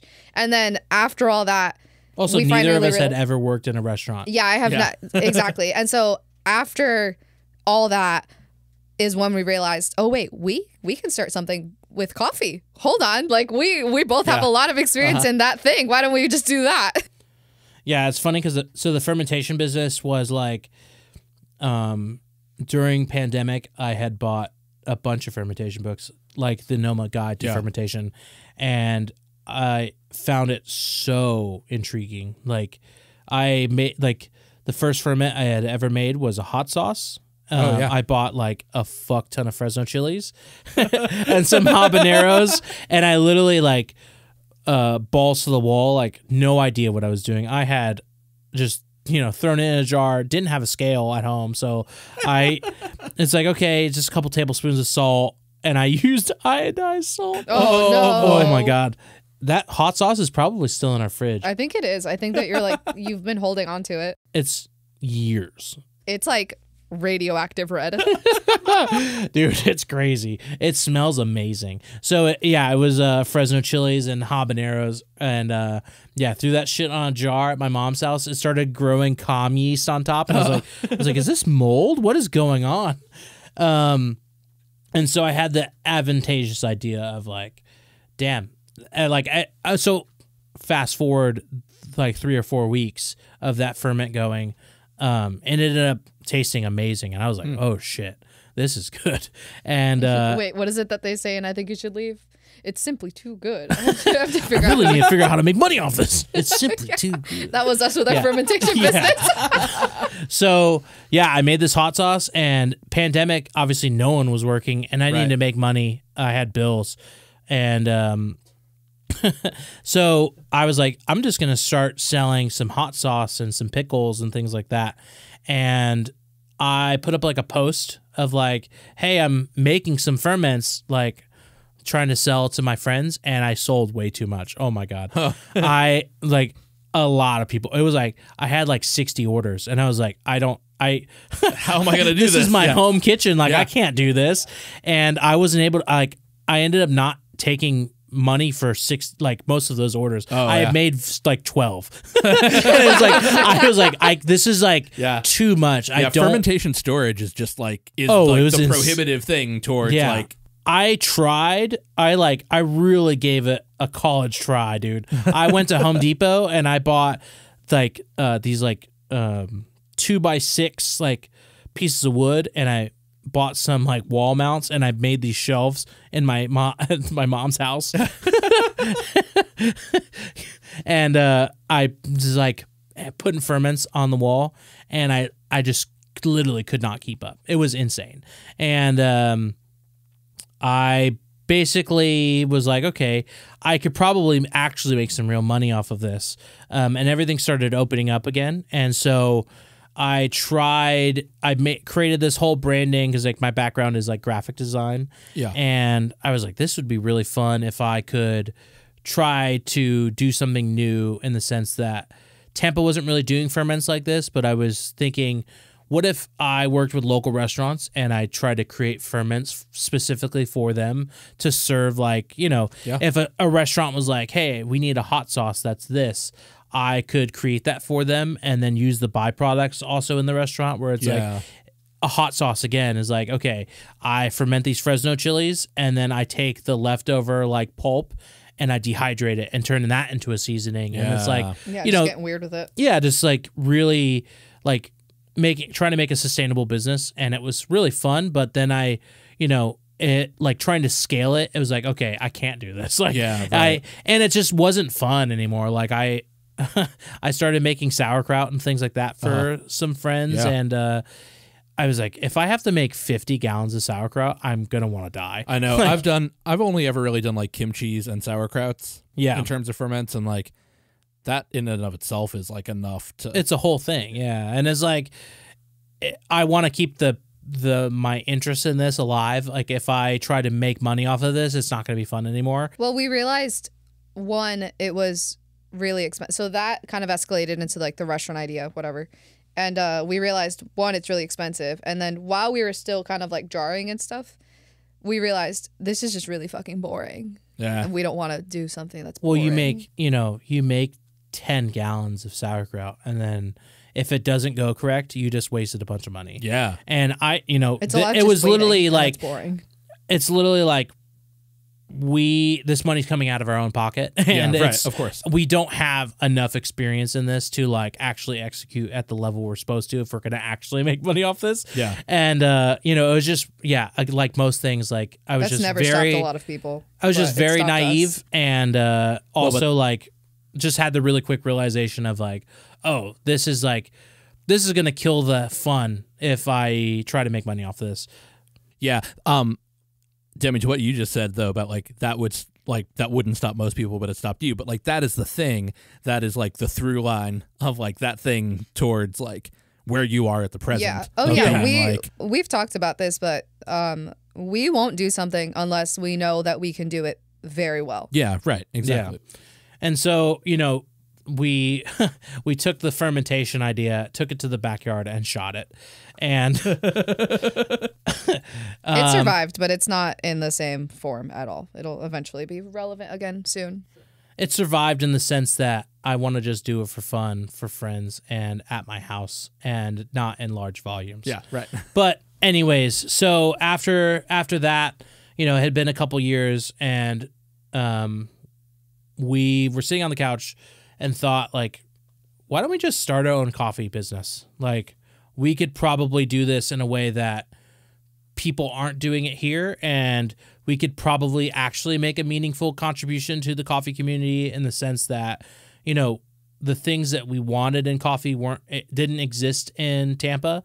And, looking at people like Joel Davis with Communico, like, he just had this idea and ran with it. Yeah. And, I looked up to him a lot. I still do. He's the fucking best. And, I asked a few of our friends who were cafe owners for help. And, people like Bandit Coffee in St. Pete were fucking integral to us really getting up and running, helping us get equipment. Joel, like, he had with Communico opened a shop that I worked at called Union Coffee, which had closed during the pandemic. Rest in power. Other Joel Eastlick. Joel Eastlick, yeah. He was also integral to our success of like picking his brains about coffee and like cupping stuff with us. Yeah. We would get samples in and just invite him over, and we would just cup together and see what miss he him. thought. And, when Now and Then first started, it was not this like elevated experience. It definitely was elevated, but it was like, let's bring in some coffees that aren't accessible to people. Like, let's bring a cup of excellence in, or like something like that, and just put it on bar. And so essentially what happened was I took out a loan for like $15K, and I bought an espresso machine, and I bought a couple grinders, and we got some cups and handful of other things, and that blew the budget. And it was like, oh shit, I have to put this on something. Yeah. And so, was doing research online, and most people were just going to IKEA and buying like a utility cart and Dude, modding it out. The jankiest cart. It was amazing. It was. I bet. I kind of It wish was we a had valiant kept that cart. steed. I miss it. So, we had like probably $600 of our $15,000 loan left. Just like, so drove down to IKEA, picked up our, I think it was like $200 or $300, utility cart, and then I went to Home Depot. I bought a bunch of wood and self-tapping screws. Oh yeah. And, I had power tools, so whipped this thing together. Bought a cheap pitcher rinser, and then just DIY'd everything. Using old equipment left over from Communico, and just like piece this thing together. And it was Now and Then was born on this like spray painted black IKEA cart. It was We definitely incredible. had like priorities. The cart was not the priority. Yeah, I mean, Yeah, it just had mean- to like be a platform for us to put our shit on, and that was it. Yeah. What was the response like to that? Like what you guys started doing? So the very first pop up, it was before our espresso machine had arrived. We just had an EK43. we had 3 V60s, and we borrowed the old Square register from Coffee & Co.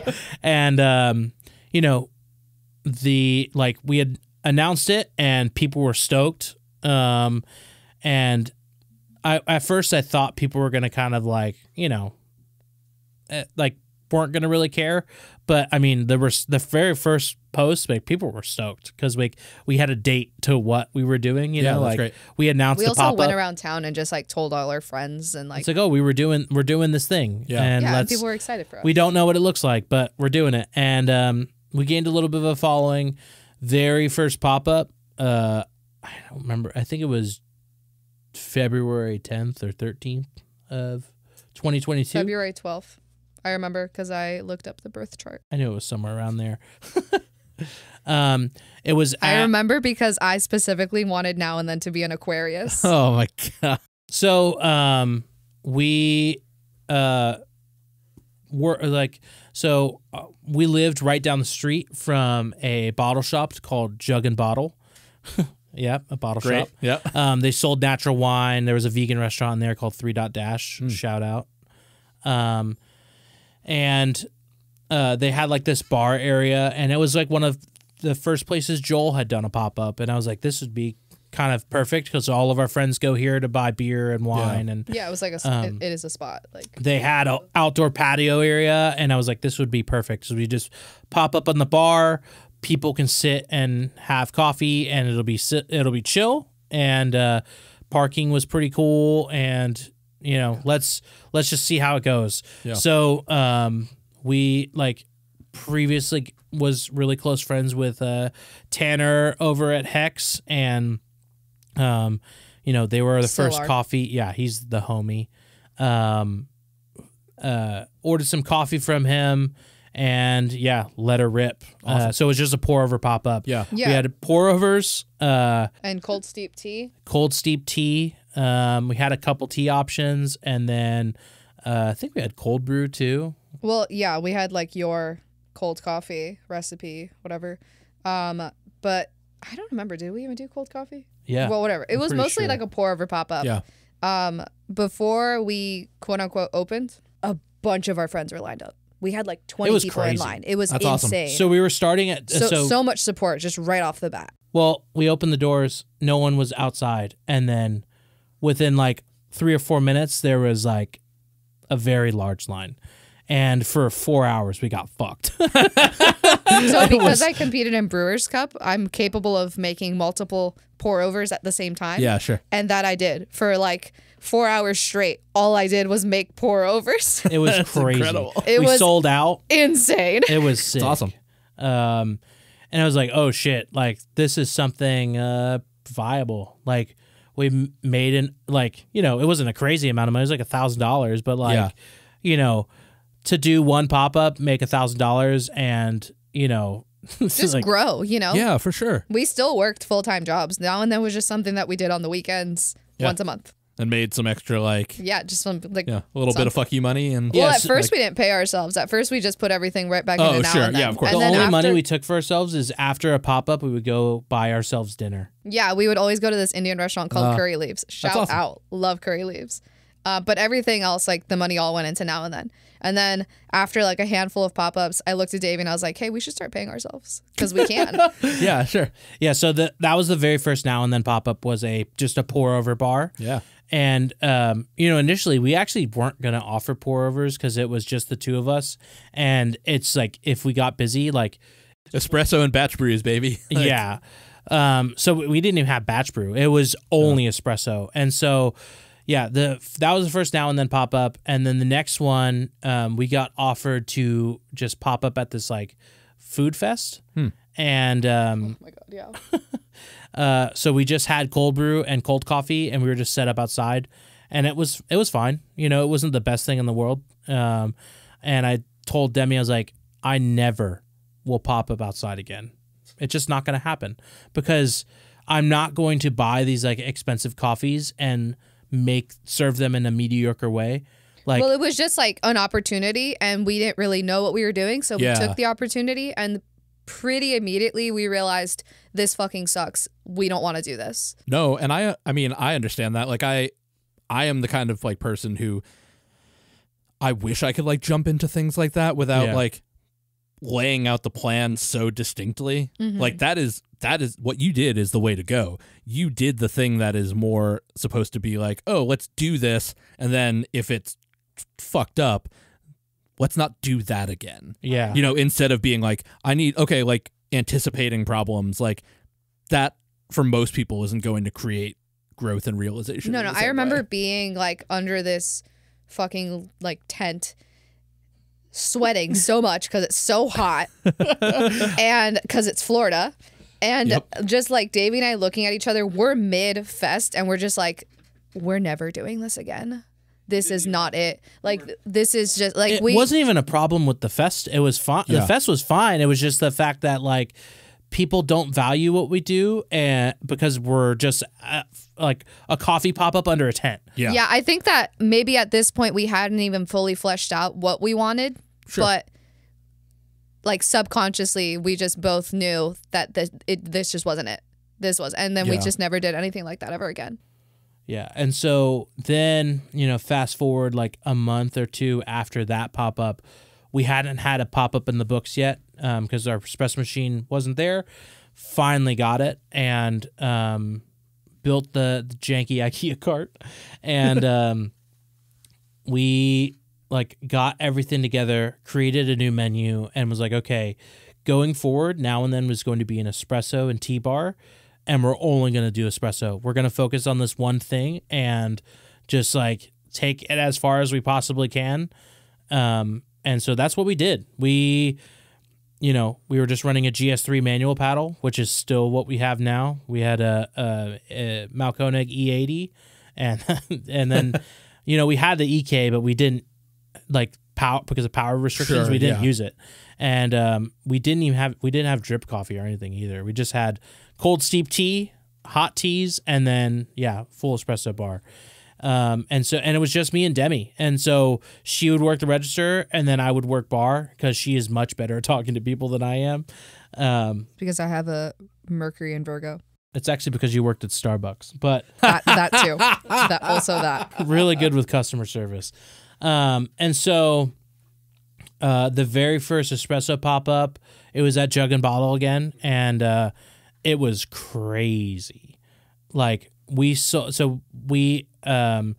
did, I think the very first one was 2 days. We did Saturday, Sunday, and there were just like these like 4-hour service windows. It was like 10 to 2? 10 to 2, yeah. Something like that. That sounds right. And so we would buy like 10 pounds of coffee and basically would sell out almost the first day, which is 10 pounds of coffee, one group head, just espresso. That shit's crazy. Yeah, gosh.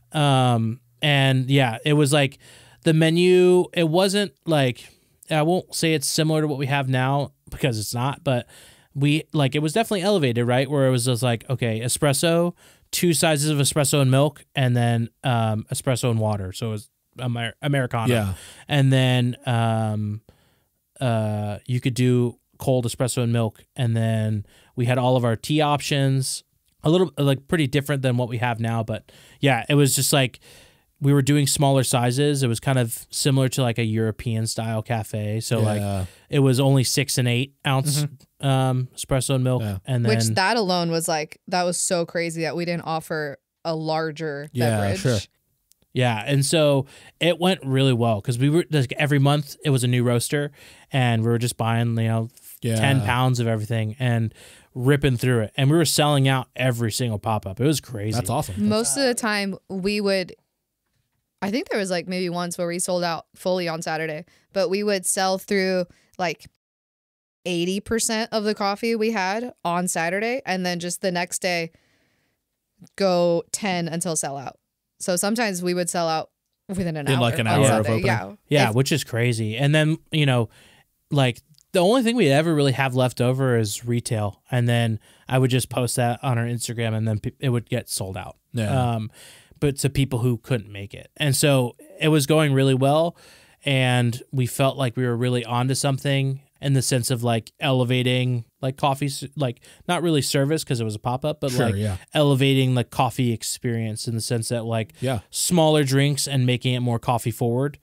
And, you know, that's kind of where the trajectory started, where we felt like maybe we really do have something here where people are interested in trying these like nicer coffees. Like we had Tim Wendelboe, you know, we were bringing in Say, we had some coffee from Onyx, the homies. We had Hex again. We did all kinds of stuff. And then, you know, we really started thinking about like, okay, what if we did a brick and mortar, and like, what does that look like? You know, like I constantly, you know, wanted to try to push what we were doing to be better every day. I was constantly trying to refine and simplify what we do and try to be different. Not just for the sake of being different, but be different because it's innovative. And I just started thinking about the first time I went to Japan and having coffee over there, thinking about the experiences in coffee that absolutely floored me.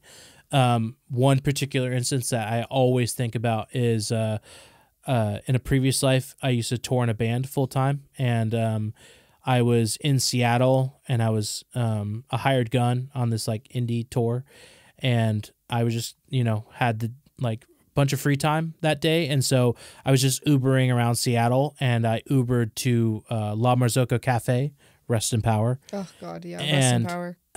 La Marzocco Cafe, the concept was they had like every La Marzocco machine available there, and they had like this, you know, it kind of wrapped around the bar where you could just play with machines. And cool. then this round cafe in the center, and they every month, I think, they were changing to new roasters, and they were bringing in all kinds of stuff. And at that particular time, they had Onibus from Japan, and they flew in some of the staff, if that's not all of the crazy. staff from Japan, that's to awesome. work in the cafe. And I think it was like only a week or two. And I happened to be there, I think, on the last day, and I just had ordered a shot of espresso, and it blew my fucking mind. It was incredible. I can imagine. And I had never had anything like that. Like, you know, I had been at that point touring for like 10 years and going to cafes all over the world. And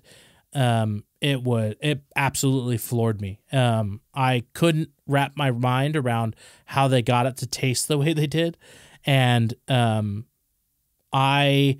because of that one experience, like looking forward at now and then, thinking about like, how do we elevate what we do to that? It's like chasing that, you know? Yeah, like, I think that Davey and I are both the type of people to want to just be the best versions of ourselves. And we are just constantly pursuing excellence within our own lives. And so it just makes sense that we're doing that with Now and Then too. Yeah. It's a lot of just our personalities, honestly. I dig that. Yeah, and so it's that like initial experience of like, I want to give people that experience. Yeah. But I want to like try to harness that and like make it repeatable. And you know, looking at the landscape of Tampa, what it had to offer coffee wise just really was not like, you know, in line with what we wanted to do. Yeah. You know? Everything was kind of just the typical cafe model, which is fine. There's nothing wrong with that. But like, you know, and again, just in the pursuit of trying to do something different and try to push and create something that was meaningful, you know, because of the restaurant history I had and my like love for fine dining, just looking at like what separates fine dining from like a regular restaurant that's high end, you know, like it's the service and it's the level of execution and the quality of the ingredients. Yeah, absolutely. And it's like, why hasn't anyone done this same thing, but just with coffee? And so, you know, you look at like, you know, the competition world and they're bringing in what are supposed to be the best coffees in the world, and no one gets to have that experience. You know, like we talked about earlier, only the judges get to try that, the competitors get to try that, and the people who are working with the competitors, and that's it. And it's like, okay, why don't we, like, you know, obviously initially we were bringing in like competition coffees or just stuff that was elevated. And it's like, okay, why don't we take that concept and push it even farther? But then also where the coffee shop typical cafe experience lacks is the service, right? Where, you know, they can talk about like how great their coffee is online all day, but then, you know, you go into a cafe and it's like this line out the door McDonald's style service, which again is fine. There's nothing wrong with that. It fills a necessity, but also like it's not pushing our industry in a direction that it can really grow to be something more than just a commodity. Like people don't value it because they're not having this kind of conversation about like where their coffee's coming from. The level of execution is typically not that high because a lot of people don't see even specialty cafe jobs as something that they're going to do for a lifelong career. Right. Yeah. And so it's with the concept that we landed on is like Tampa, I don't think with the state of the food scene there and the beverage scene there and the coffee scene, it was large enough to support how big our dream was of opening a sit-down style cafe that had limited amount of seats and had a limited menu in the sense of what you could get.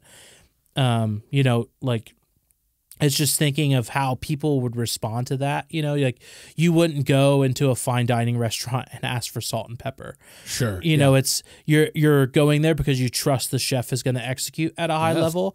And I just didn't think in Tampa, Florida, people were ready to come into a coffee shop where they couldn't add cream and sugar and they had to trust the ability of the barista preparing their drink to do it at a high level because they like no one has that like has had that kind of experience there, you know, and I mean, even anywhere in Nashville, like anywhere in the United States, I don't think that the general population has that kind of level of trust with baristas or cafe experience, you know? That's 100% true. And the word you used back there, because I'm fucking big on words. Yeah.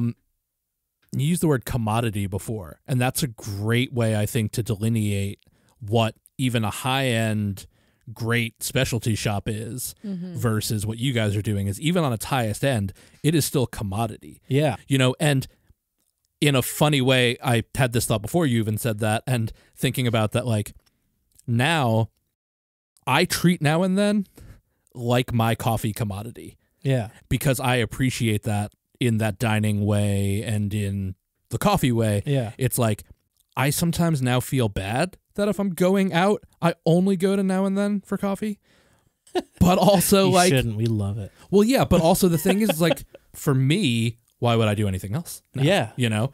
And besides like some variety and stuff, like we went to Matryoshka like a couple weeks ago. Love them. Which was a great experience, and we just hadn't been yet.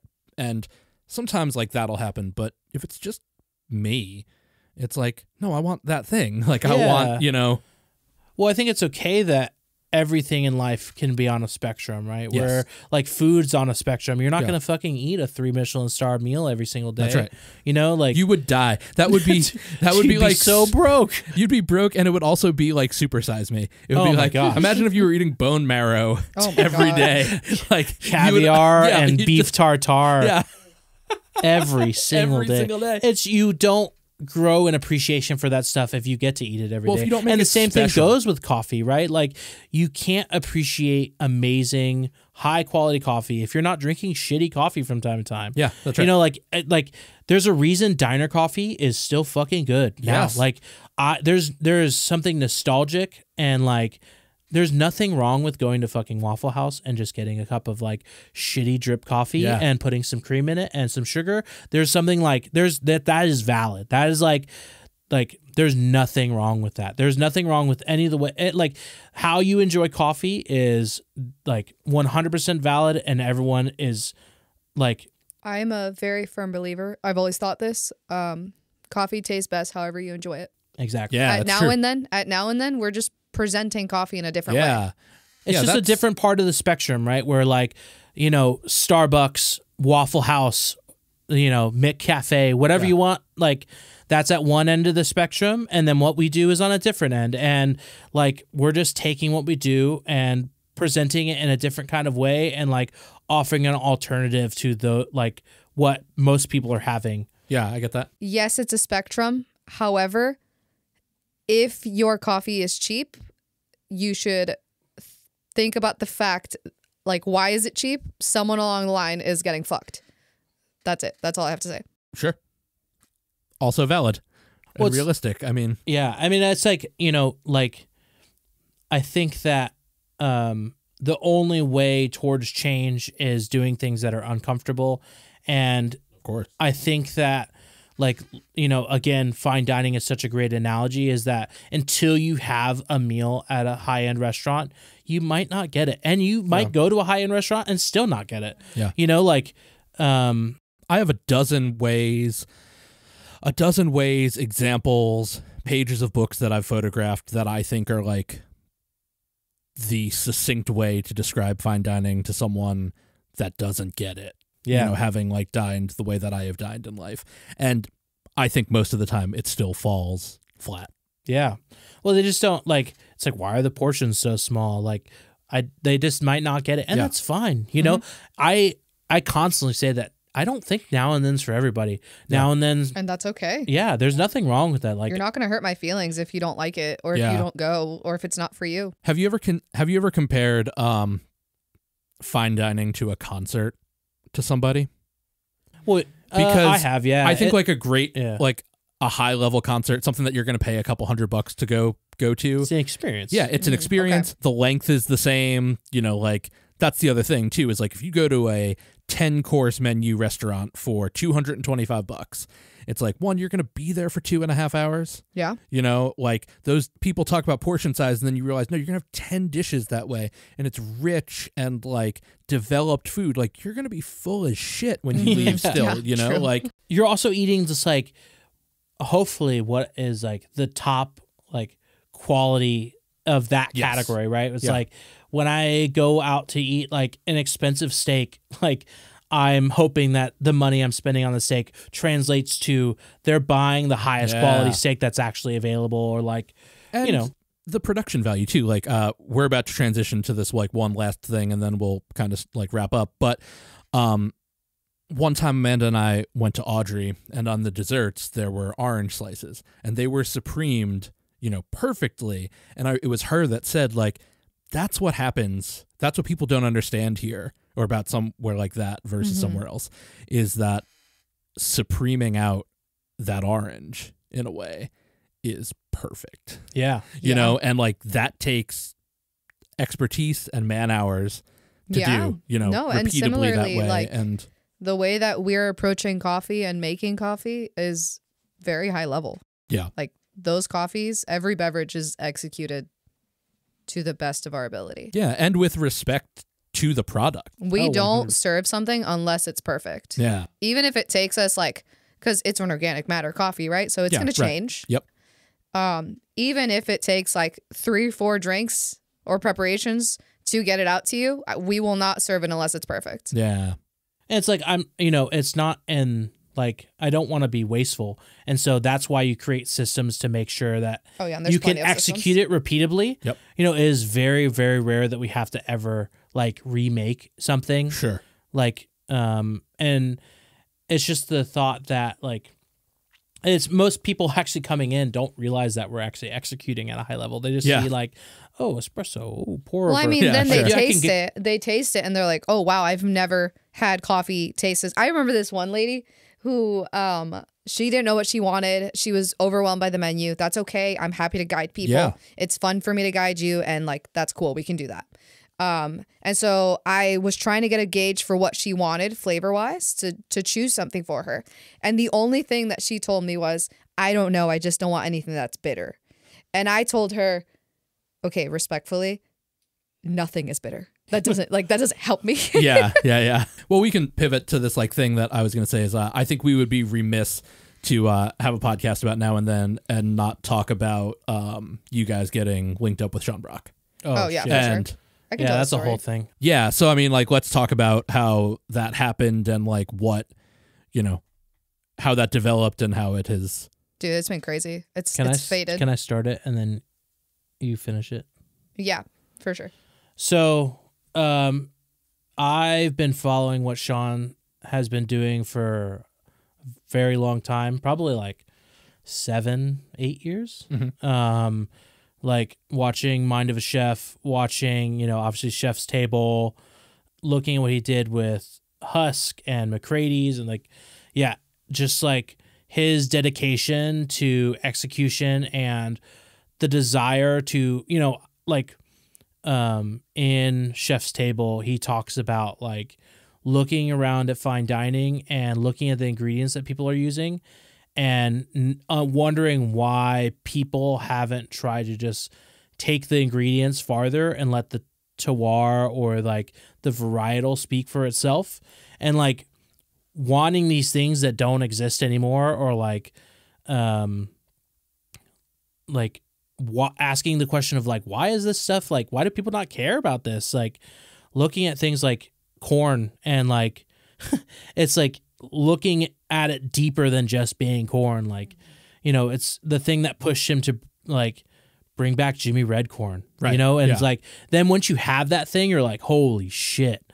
Like this is a way deeper hole than I thought. And that idea really stuck with me. 'Cause I use that same mentality when it comes to coffee of like, you know, is espresso just espresso? Like why is there standards to it? And trying to really question the norm and seeing if there's like a deeper hole that I can go down that will make what I'm doing better.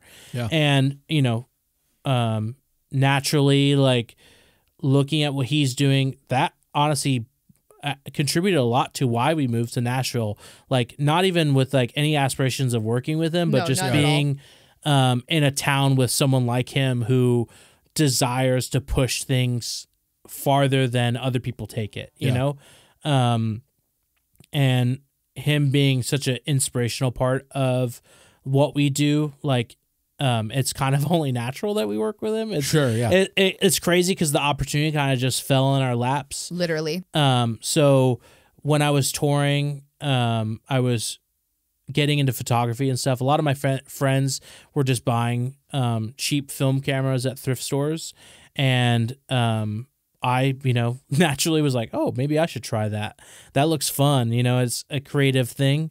And so I went and bought a cheap camera at a thrift store and hoped it worked. And I brought this film camera on tour, and I was just taking pictures, and I got super into it. And then I got home from tour and I had to get the pictures developed. And I went to Walgreens, and they didn't look great, but you know, as anything, like I just kept at it, and I took my photos to a local place to get them developed, and they started getting better, and I loved it. It was so fun shooting film.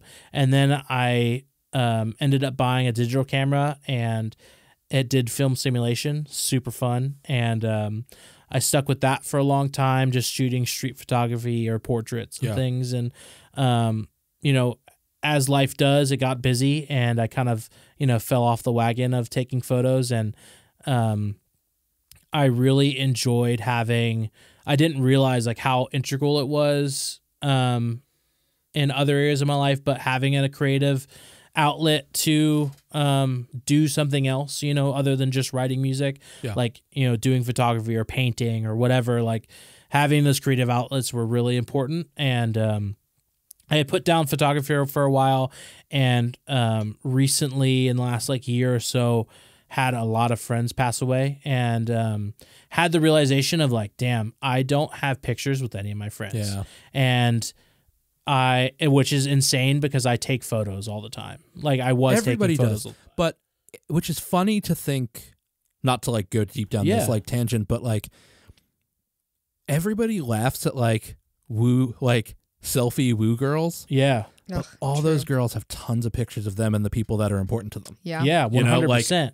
And so, like, you know, I had friends that I've known for years and years, people that I've toured with, like close friends, like pass away, and I don't have any fucking pictures of us together. Or if I do, someone else took it and they're fucking terrible. Yeah. You know? And so I got the bug, and I, you know, bought myself a really nice film camera, and I bought it when we moved here to Nashville, and I really wanted to make the effort that, you know, being 30, like I'm 31 now, but like being in my 30s, like I want the rest of my life to be a documentation of my friends, the people who are close to me, the things that I do, the things that I get to do. You know, like there's nothing wrong with taking pictures of your food, you know, and there's nothing wrong with taking pictures of your friends, and it doesn't make you less of a man or whatever. Like to take a selfie with your friends, like it's as corny as some people see it. It's like, you know, that once those people pass or you pass, that's the only shit that people have, besides memories, right? Is like photos. And then they're so important. And I think they're very like undervalued. And, so, you know, making that dedication to buying a really nice film camera, it would force me to like, okay, I made this really large investment.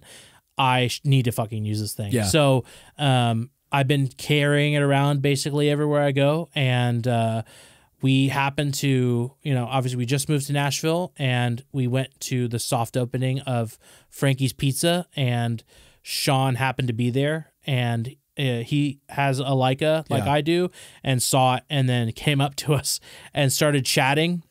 That sounds about right. Yeah. And he, you know, he had his camera with him, and, you know, his kids were there, and he was taking photos of them, and like, I love that shit. And so, yeah, he came up to us, started chatting, and funny enough, he actually started following me the day before. Very coincidentally.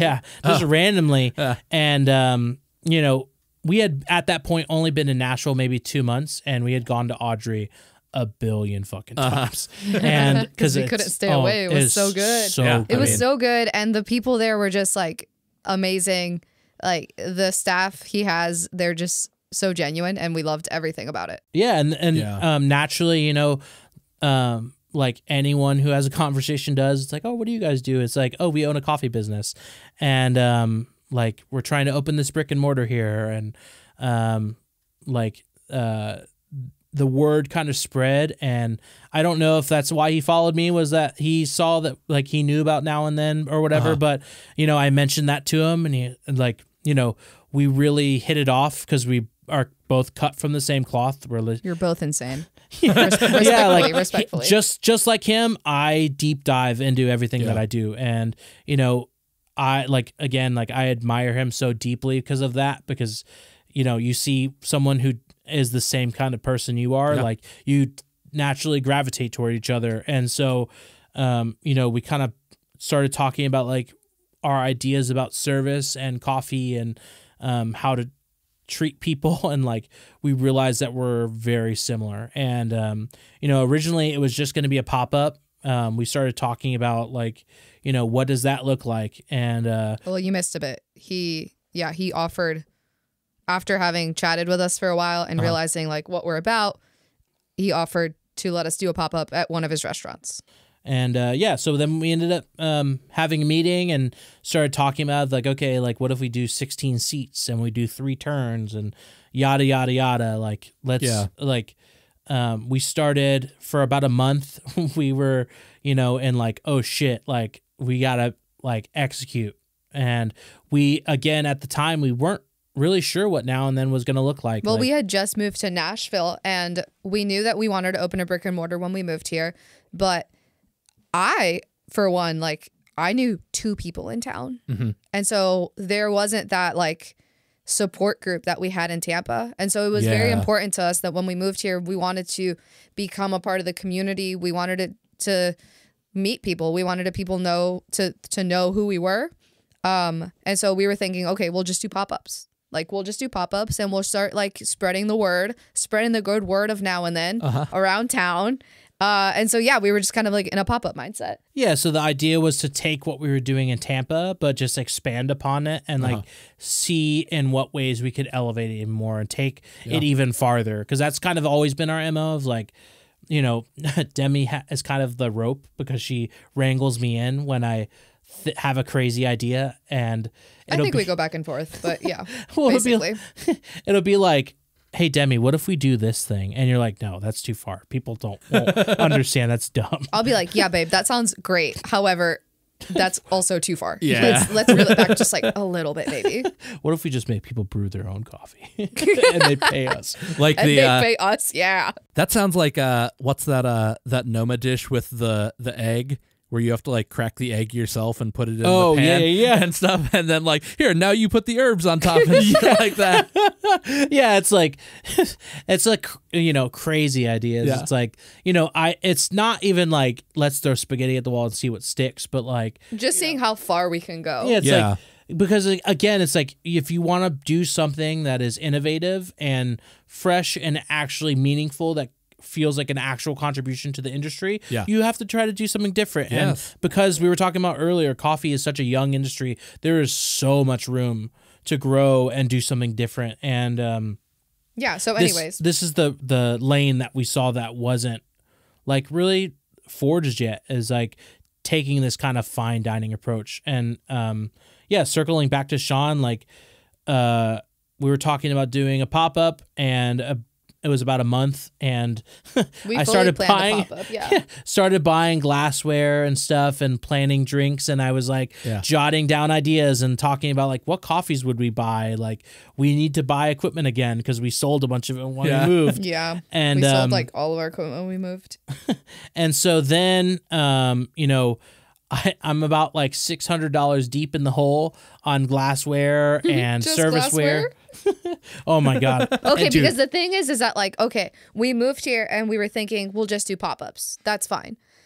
But then Sean Brock comes to us and he says, "Hey, let's do a pop-up." And so we're thinking, "Oh fuck, this is the pop-ups of pop-ups." right. Yeah, you know, yeah. like this one is, we're in the big leagues now. This is gonna be the best pop-up we've ever done ever. We're like really like putting our best foot forward. we have the stage, right? Like Sean's a huge chef, and like he is giving us a platform to execute on, and we have to deliver. And so, I'm just thinking of trying to do the craziest shit that I possibly can. And we're about $400 or $500 in on glassware and service pieces. And he calls me and he's like, "Hey, I have this idea." He texts me. He's like, "Hey, I have this idea. Can I call you?" And like, he's like, "I have about 5 minutes." And, and he's like, I've been really thinking about it. And after getting to know you guys, what do you think about being in here every single day? Like doing a full coffee bar inside of Bar Continental. And I said, "Oh shit." I remember vividly, like we were in our living room and we were just like, "Oh fuck, oh my god, holy shit." Like we both work full-time jobs right now. What does this mean? Like what's gonna happen? Oh my god, it's happening, it's happening. Yeah. It was like code red, like, oh shit, like we weren't prepared. Like I think he told us like it's about a month and a half or so until they reopen. Yeah. And they were going to close for 10 days and then reopen. And essentially he was like, just sit on it for a couple days and let me know what you think. And because I initially didn't say yes. Yeah. Because I didn't want to like, just jump at it. I wanted to make sure that it was the right decision for us. It's always good. It's always good to do that unless someone says, "You got to let me know right now." Like, yeah. No, So no. sitting on something for a day or two is always the right answer. So the thing that has been constant with Now and Then obviously is like, we obviously want to push innovation and like, not like the thing that we've always tried to push with Now and Then is just trying to like do something that's meaningful. And to be honest, like it didn't matter if it was Sean Brock who offered us an opportunity or whoever. I wanted to make sure that whatever we were going to do was going to make sense and it was going to be uncompromising. And I actually had to sit on and think about it. I didn't want to just jump at it, and I wanted to make sure it was a right fit, and like consulting people like Joel, like, do you think this is a good idea? And like, obviously everyone said it. Yeah, absolutely. Yeah. Just make sure that like on a business end, it makes sense. And so, well, that's the thing, right? Because like if there's one thing that I think defines like Sean's restaurants and his like work is meaningfulness. yeah. Right. So like, if that is sort of like a driving force of what he does, and that's the driving force of what you do, other than just accounting and business sense, like that is sort of a no-brainer. Yeah, and it felt like we had lightning in a bottle, right? Just looking at like how Now and Then was received in Tampa, I could only imagine how it would be received here with a city that has an actual like fine dining scene. You know, like you have some amazing restaurants here. You have Locust, you have Catbird Seat, Audrey and June. Like, dude, like the list goes on. And you know, obviously, plenty of like amazing cocktail bars. Like Nashville is a foodie place. Yeah, you know? Like David Chang recently had like a lot to say about like I tend, having like grown up near New York and lived in Boston, like being around like fucking real food cities. Yeah. Sometimes I wear my skeptical hat a little too much about like food here. But and not that like David Chang like converted me by saying this, but he was like on a podcast not long ago, he's like, I don't know, that's probably gonna be your spot before too long, you know, of like real shit. Yeah. And it's like, well, it's if any city was gonna get what we do, it was gonna be Nashville because of the food and beverage scene here. Yeah. And so obviously, like I said, we wanted to make sure it was a right fit, sat on it for a little bit and talked to Sean a bunch, and like, you know, we worked out all the details, and it was honestly a perfect fit. Like there is no better person we could have worked with, and like him wanting to push, obviously with food and doing things that are different, he really nurtured the ideas that we had. Like a lot of people, like an insane amount of people told me that the idea that we had for a sit-down coffee bar would never work because no one would get it.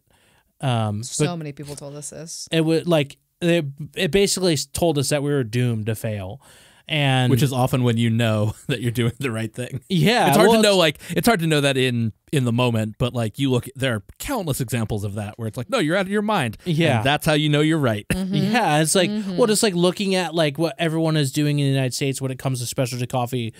To my knowledge, there's not really any sit-down only coffee bars that don't offer to go, don't allow laptops or iPads or anything like that, and only like majority of their menu is black coffee. Yeah. Like, damn, we are insane, honestly. Like sometimes when I talk about Now and Then out loud, it's like, holy shit, we are fucking batshit insane. Yeah. Well, it's like, you know, like we only have 12 seats. If all 12 seats are filled up, you get put on a wait list, and you might have to wait an hour and a half to get in. Yeah, right. Like that's fucking crazy. Yeah. I like if someone told me that idea, I would probably be like, yeah, I don't think that'll work.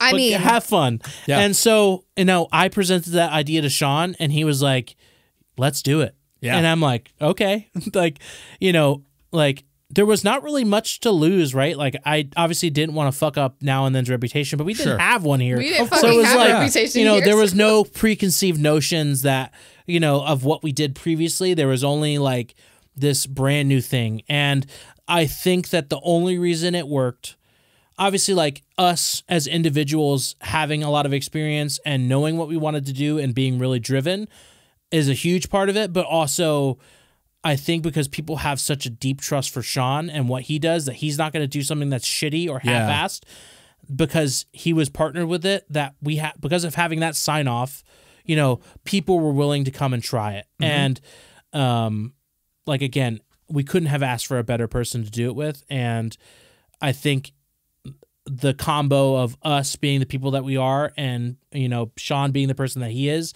like it works. And it has been continuing to grow and do better every month and week, and every day. The reception has been insane. You know, like I couldn't have asked for a better trajectory that we're on. You know, like I tell Davey it's kind of insane. We moved to Nashville and we live such different lives now.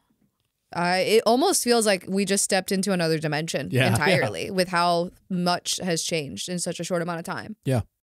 I think a good finishing note is what the future looks like. Yeah, if you want to talk about that, then let's talk about it. I mean, the future is so bright. I'll start it and actually let you finish. Sorry, I was on one. Well, no, hold on. Demi, like, how do you see like the relationship with Sean like working out so far, and like what has that brought to you, like in your thoughts about Now and Then?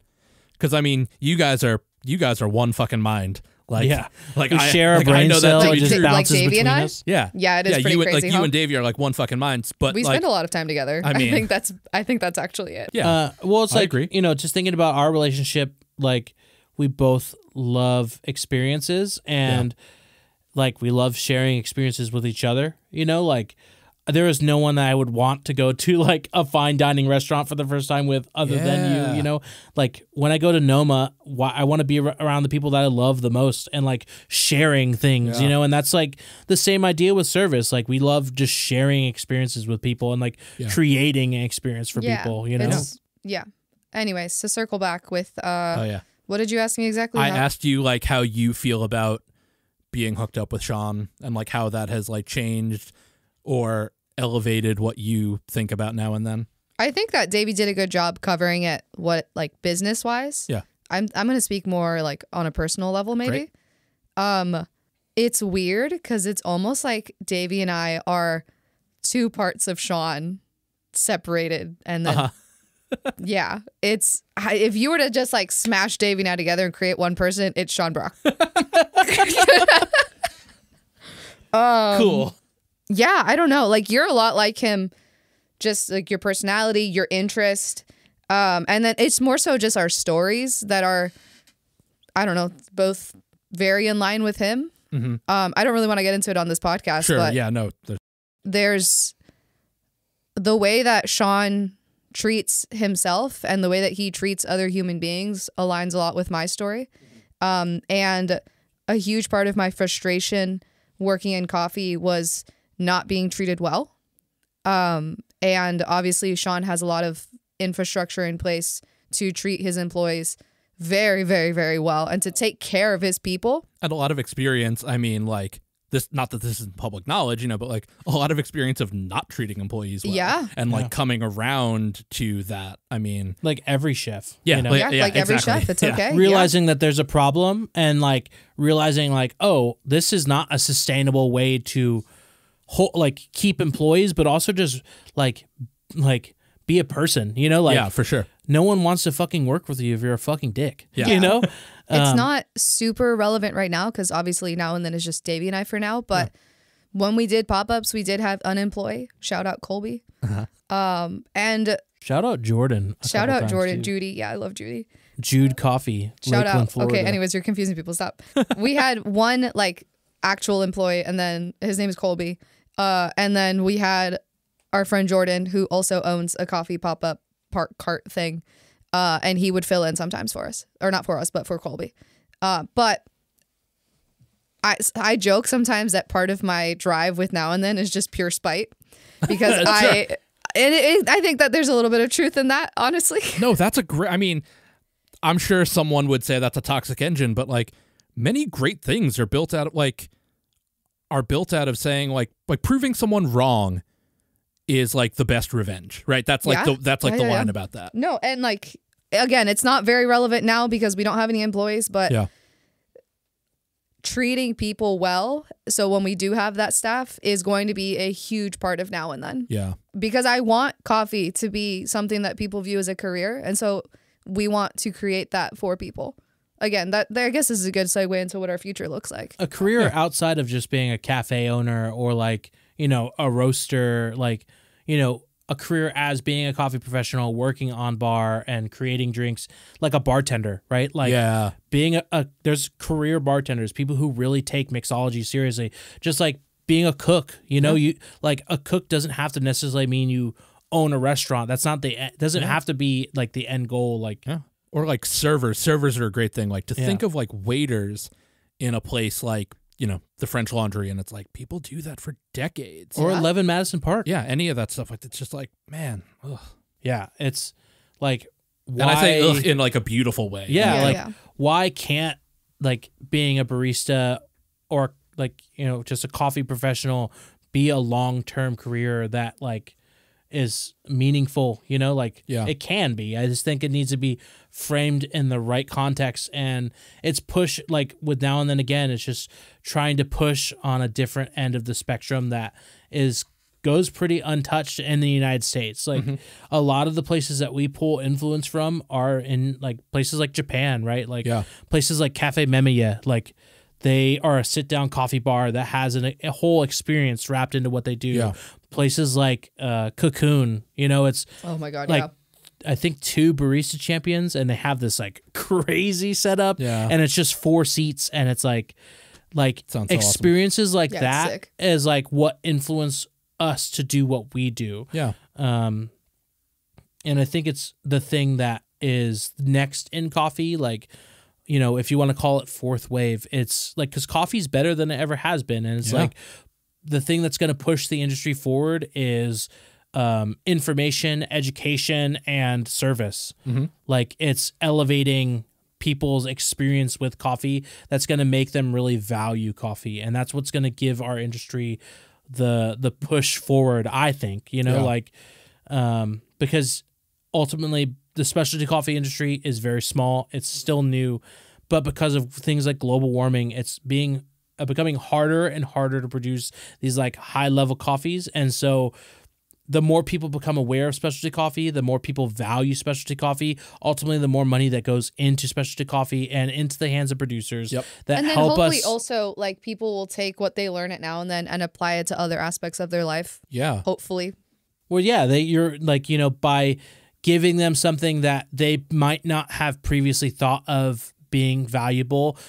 It's like, damn, if I thought of coffee as being like a commodity or like this something that is quote unquote cheap, like what other things in my life am I not giving the right attention to that I could invest in that ultimately are going to give me like, better experiences, but also just like, add to the quality of my life, that I implement every day, like if you're just, like fast fashion is a good example where it's like, if I'm just buying like clothes at H&M my whole life and they're just like, utilizing, not saying H&M is, but It is. using slave labor or things yeah. like that. It's like, put your fucking money where your mouth is. Like, think about how you're spending your money because like, maybe you spend like $300 or $400 on a pair of like, nice raw denim and, but that because it's quality, it's going to last you for a very long time and it's repairable. It's like, it's just those kind of parallels you can find in everything that is consumable. Yeah, sure.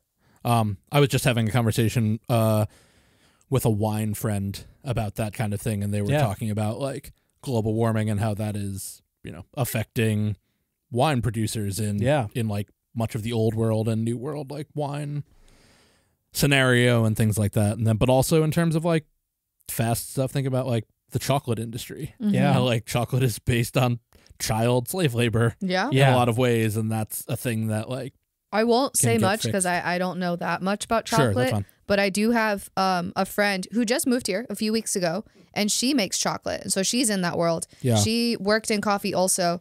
I think she started in coffee and then moved to chocolate. She started in beer, went to coffee, and then does stuff with chocolate now. And she told me that chocolate is like a decade behind specialty coffee. So if we're here where we are now, imagine chocolate.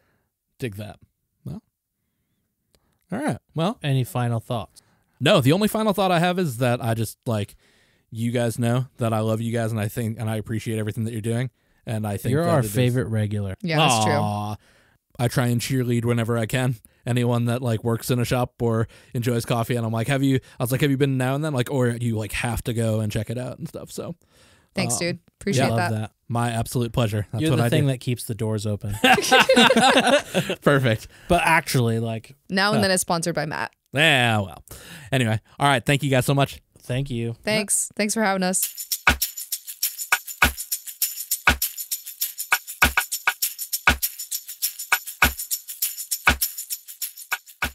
And there you have it. That is my discussion with Davy and Demi of Now and Then. Please go visit them at Bar Continental whenever you get the chance if you are in Nashville. Have a look at their Instagram page, which is nowandthen.nashville, to see their up-to-date hours and days of operations to figure out when you can go in there and get to know them a bit and try some exceptional coffees. Thank you so much for being here for episode 2 of Matt O'Donnell Wants to Know. So many of you already have, but you can subscribe, rate, review, all those kinds of things for the show, wherever you find your podcasts. I know that is something that you hear podcasters talk about all the time, but I promise you that it really does help the growth of a show. So if you really like it, do those things. Also, just tell your friends. There's nothing that is greater than telling a friend. If you're looking for the show on Instagram, it is at Matt O'Donnell Wants to Know. You can also find me at Matt O'Donnell. If you want to drop a line to the show, I have an email for the show. That is mattodonnellwantstoKnow@gmail.com. We're definitely only just getting started here. So many exciting guests coming up, things that I've already gotten recorded, things that will be recorded very soon. So much to tell you about coming up. Until then, take care of yourselves, and remember, the best answer to a question is usually another question. See ya!